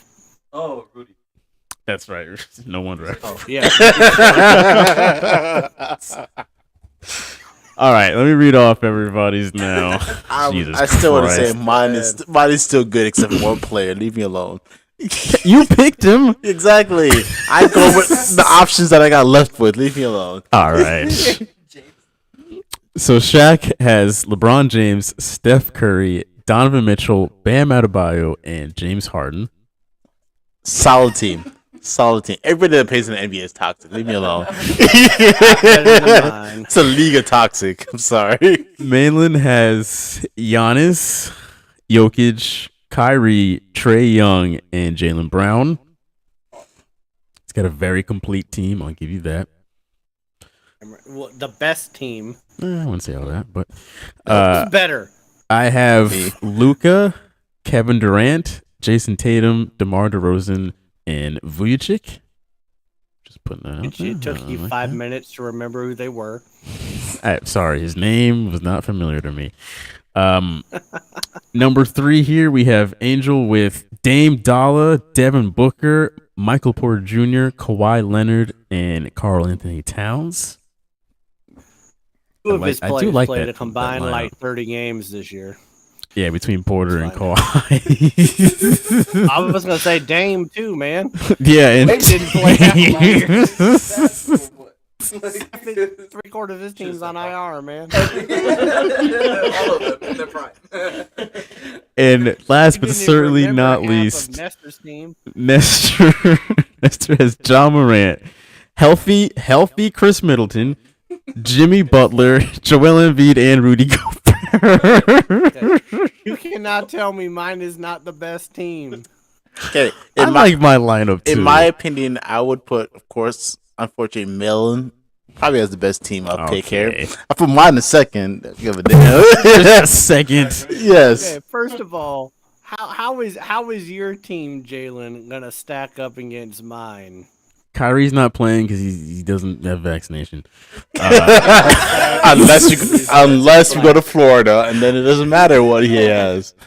Why would he be playing in Florida? None of his teammates play in Florida. Doesn't matter. What about his team? It doesn't matter where we're playing. Where you put the arena? This is a make-believe team. What does it matter where you're playing? Well, COVID's not make-believe. Even with Giannis Depends where you live. In the Joker, I have the last 4 MVPs. Okay. You guys gave me the last 4 MVPs. Curry? Are they not the last 4 current MVPs? I got Curry out. I got Curry. I got LeBron. Look, I got James Harden. I got shooters on my squad. It's all right. I got all right.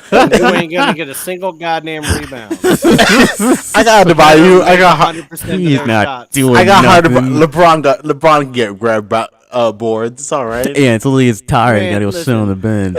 They ain't doing shit against the Greek Freak and the Joker. Doesn't matter if we can shoot y'all out of the court. Doesn't we got worry about rebounds if you're making shots. I'm taking availability.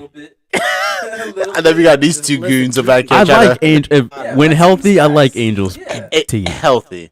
Half his team hasn't played in the past season. If we make everybody's players healthy. Okay, if you make all my players healthy. Well, then. If you go back. Angel has like the top bubble team. I always say if you make everybody's team healthy, your team still becomes irrelevant. Angel has the bubble squad. That's what I'm saying. If everybody's team is healthy and about 10 years in the past, my team is still good. A couple years, couple years in the past, LeBron is younger, and Harden. The rules have changed in Harden's favor. So, all right. Ja Morant's in middle school. You cannot dispute it, man. I have a more complete team than you. I've already given it to you, Malin. I already said you have the best squad out here. I heard you, and that took a lot for you to say. Exactly. I almost choked to death on it. That's why I took a sip of beer after I said it. But like, you're the best squad. You have the most complete team, but I wouldn't say you have the best team. What? I'm just saying. What? Whose team is better? Mine. All right. Oh my god. Ignorance. Oh y'all, ignorance. Shaq still thinks his team is good. He has Bam Adebayo and James Harden. So James Harden is still good, okay? All right, tell the 76ers that. James Harden 8 Adebayo, okay? So you got a 4-man squad. 2 people I thought was really funny we didn't see on anybody's team. Russ and Anthony Davis. Nobody picked either one. So does that complete? Do those two players completely? No, wait a minute. If we were playing by Angels rules, then maybe I would have picked Anthony Davis because I could say if he was healthy. But again, like Angel did a bubble team. If I knew we were doing bubble teams, I would have picked Anthony Davis. So do those over Jalen Brown? Do those 2 players cancel out the James Harden and LeBron James and Curry that I got on my team? Does that cancel out those 2? No, cancel them out. That's just saying. Y'all saying Bam and Harden on my team, so that's why my team's bad. Does that cancel out LeBron and Curry still being on my team? Wait, hold. All right. Adebayo was a joke that you picked. Okay, he has no business being in the top 25 on. No, absolutely not. Second of all, the only questionable person I have on my team that didn't play was Kyrie because he doesn't believe in a needle and the vaccination. Okay, you pick LeBron James and Steph Curry, who have both missed considerable amount of time over the last 2 years. So Curry just won a ring. Curry just won a ring. LeBron was in the top 5, top 3 of MVP of the season coming up before postseason. Till he got hurt. Did he finish the year? No, he didn't. But what? Tapped out. Does that cancel out at least 3 or 2 other team people on this squad? Yes. Listen, I have the last 4 MVPs playing on my squad. That at least puts me at 3rd, or at least arguably 2nd out of all of our teams here. Just saying. If we're putting that argument in there. Shaq's team is a lot of, no, I got the ball. No, I got the ball. No, I got the ball. And then Bam Adebayo is waiting for a rebound. That's never going to happen. James Harden is looking at everybody. All right. That sounds about accurate. I feel like my team is the most hated out of all the teams here.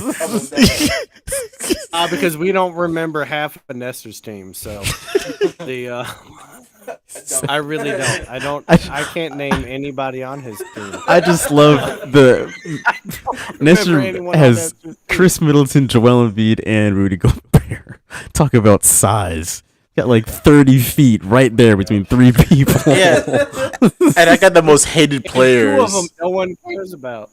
Yeah, and I got the most hated players in NBA for some reason currently on one team. Right, Nestor picked the first NBA player to come down with COVID, so that says something. The one to start the damn bubble. You could have picked Gobert. You might as well have picked Anthony Davis at that point. Don't do that. I mean, hey, did we leave out Anthony anybody, Davis, any other marquee names? Well, Klay Thompson was left out. And he deserves to get left out. Deserves to get left out. After this postseason, deserves. I do think that Wiggins was solid. Okay. I do think that Wiggins was solid. Outside of that, I'm trying to think because I know there's somebody. Chris Paul. Chris Paul averaged 9 points a game after he turned 37 years old. Right? I'm not gonna lie. More turnovers than he did points. I would rather have all these guards over Chris Paul. I'm not gonna lie. I know. We did leave out the defensive player of the year, Marcus Smart. Next. But and it's his team. I don't want to hear those 2 words.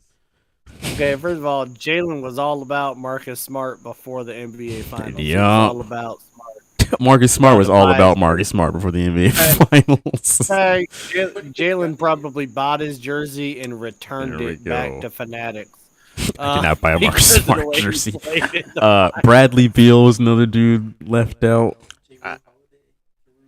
Drew Holiday. Yeah. I just want to say, except for Adebayo, I could switch him out, but y'all took my first 2 or 3 big men that I wanted. Stop it. Tyler. Besides y'all, you had the first pick. I know, but I didn't think y'all were gonna choose big men heavy off the jump off the big. Well, he was the MVP. Wait, hold on. We're doing a draft, right? Yes. Okay. So when you're doing an NFL draft, who do you pick first? You normally want to pick running backs because there's not a bunch that are that of workhorse running backs, right? Yeah. So in the NBA, there's not a lot of big men in the NBA. I assumed y'all were going to be those type of people who go choose guards and forwards heavy. So I was like, maybe I have at least one. I had at least one round. You thought we were all stupid, huh? No, that's all I said. I thought we were all dumb as him. I thought I had at least one round on my second pick. I would pick a center, but of course everyone picks centers going through. So I was like, "Fuck, now I'm out of luck." First of all, my second pick was the Joker. You could have picked him. Yeah, the only person that picked the center in the first round was Nestor. Everybody else, yes, and Nestor picked my first center that was coming through. Going off of that, I picked your second one. You could have picked the Joker. You could have either one of them. I could have, but I was like, you know what? Since my first pick is gone, let me make sure that shooting was heavy for that.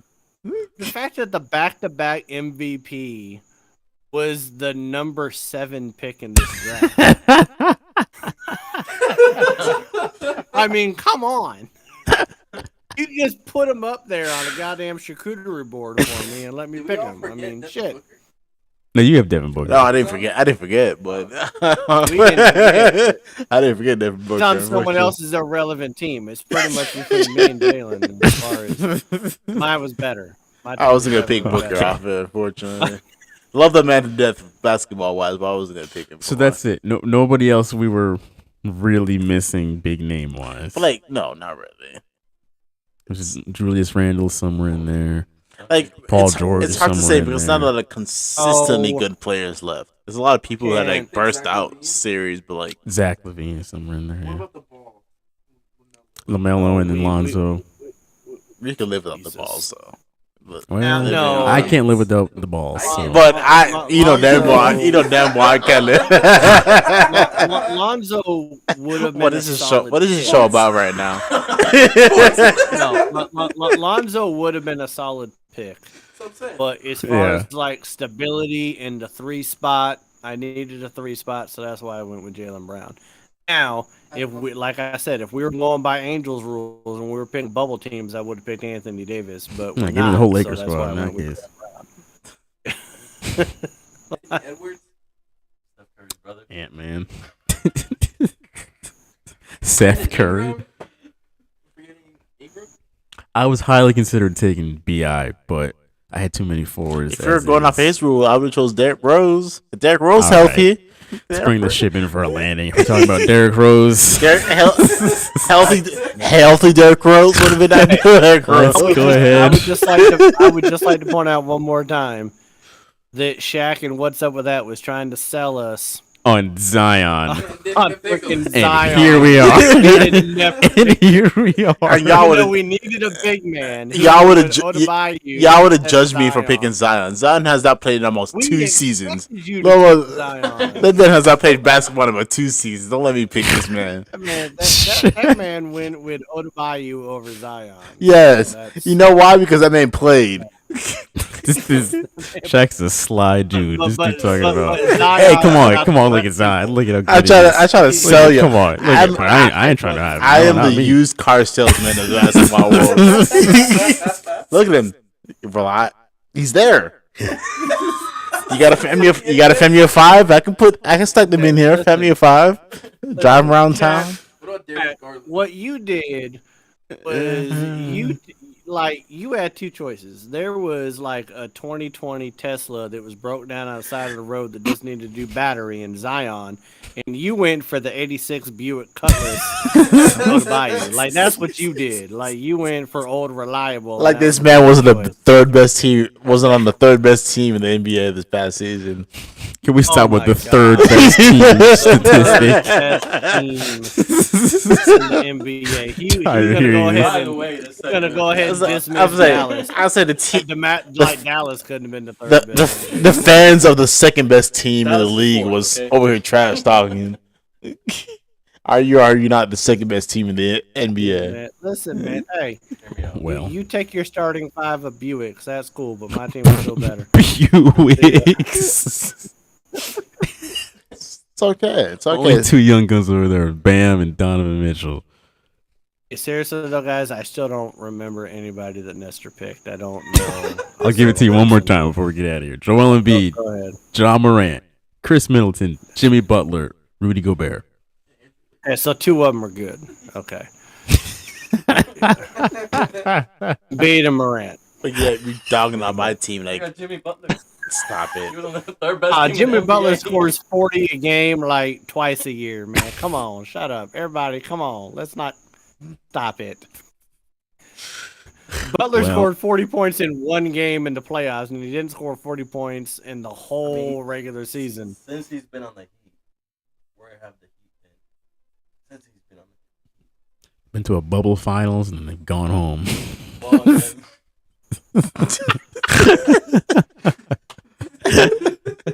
Conference finals. Yeah, the best that your guys' team has done is lost to the bubble Lakers. That's the best that the Heat have done since LeBron James left, which apparently Shaq still hasn't gotten over because he picked LeBron James number 1.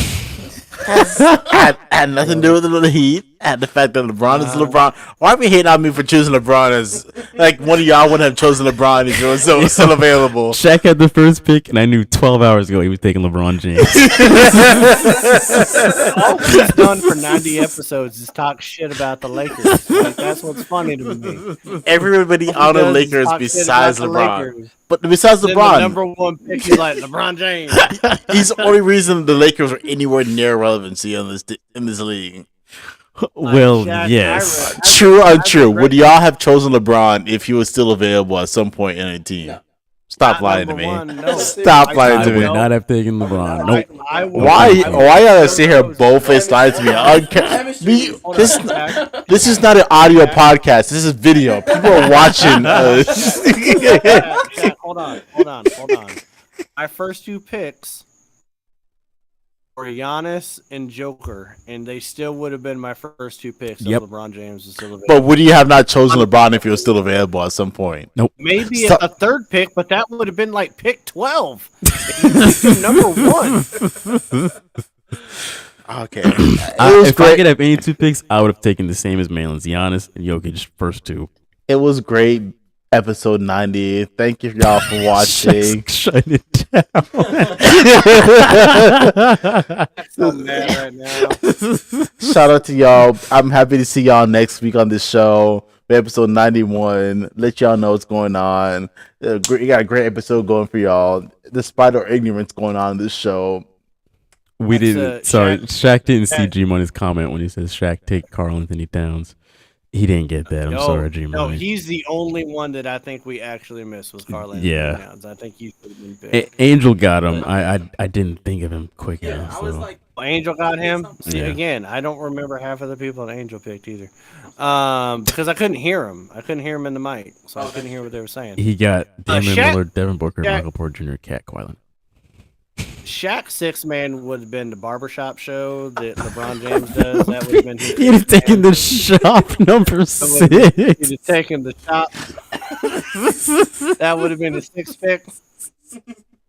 He probably thought that came with LeBron James. Like, hold on, Shaq, that does not count. And Nike shoes and Blaze Pizza. I get LeBron 12s. I don't even know if LeBron has 12 shoes, but he gets LeBron 12s. I don't know, Shaq tried to close the show out 2 minutes ago. And here we are, still roasting me for another 2 minutes after trying to close the show out. I picked Rudy Gobert. We're racking on Shaq. Nestor took Rudy Gobert. We're racking on Shaq. And this is why I try to close the show out. For LeBron. I want to let y'all know I am the only co-host to have guests roast the fuck out of me on my own show.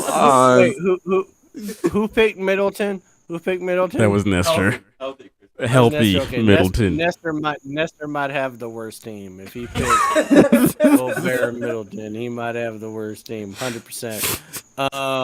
But Shaq still picked Odebayu before. I just want to say I've been here for 90 plus episodes. I deserve more respect than this, but it's okay. I'll let it slide. First of all, you missed a couple, so you've been on 88 episodes. But can we argue that there have been a couple ghost episodes that never made it? This is why Shaq picked LeBron James. He doesn't even know how to count. Like, he doesn't understand how old LeBron James is. We've only done 90 episodes, and he said 90 plus. First of all, there are episodes that have not made it through. There has been probably 2 ghost episodes. So that never made the light of day. It balances out to about. Okay, well, first of all, it's not my fault that you guys made terrible episodes before I came on the show that never even made it through. That's not my fault. I am not counting those. We are on episode 90. That's where we're at. And you know what, Shaq? It's your own fault. It's your own fault that you I have missed 1, maybe 2 episodes. So we go to 88, maybe 80 episodes. Shaq, it is Shaq's own fault that he even has to put up with me, because on the first week that Shaq missed was the first week that I started, and on ever since as a regular. So you can blame yourself, Shaq. You got to put up with me. It's all your fault. I'd like to remind you that you're the GM of your own team. These are the decisions that you make.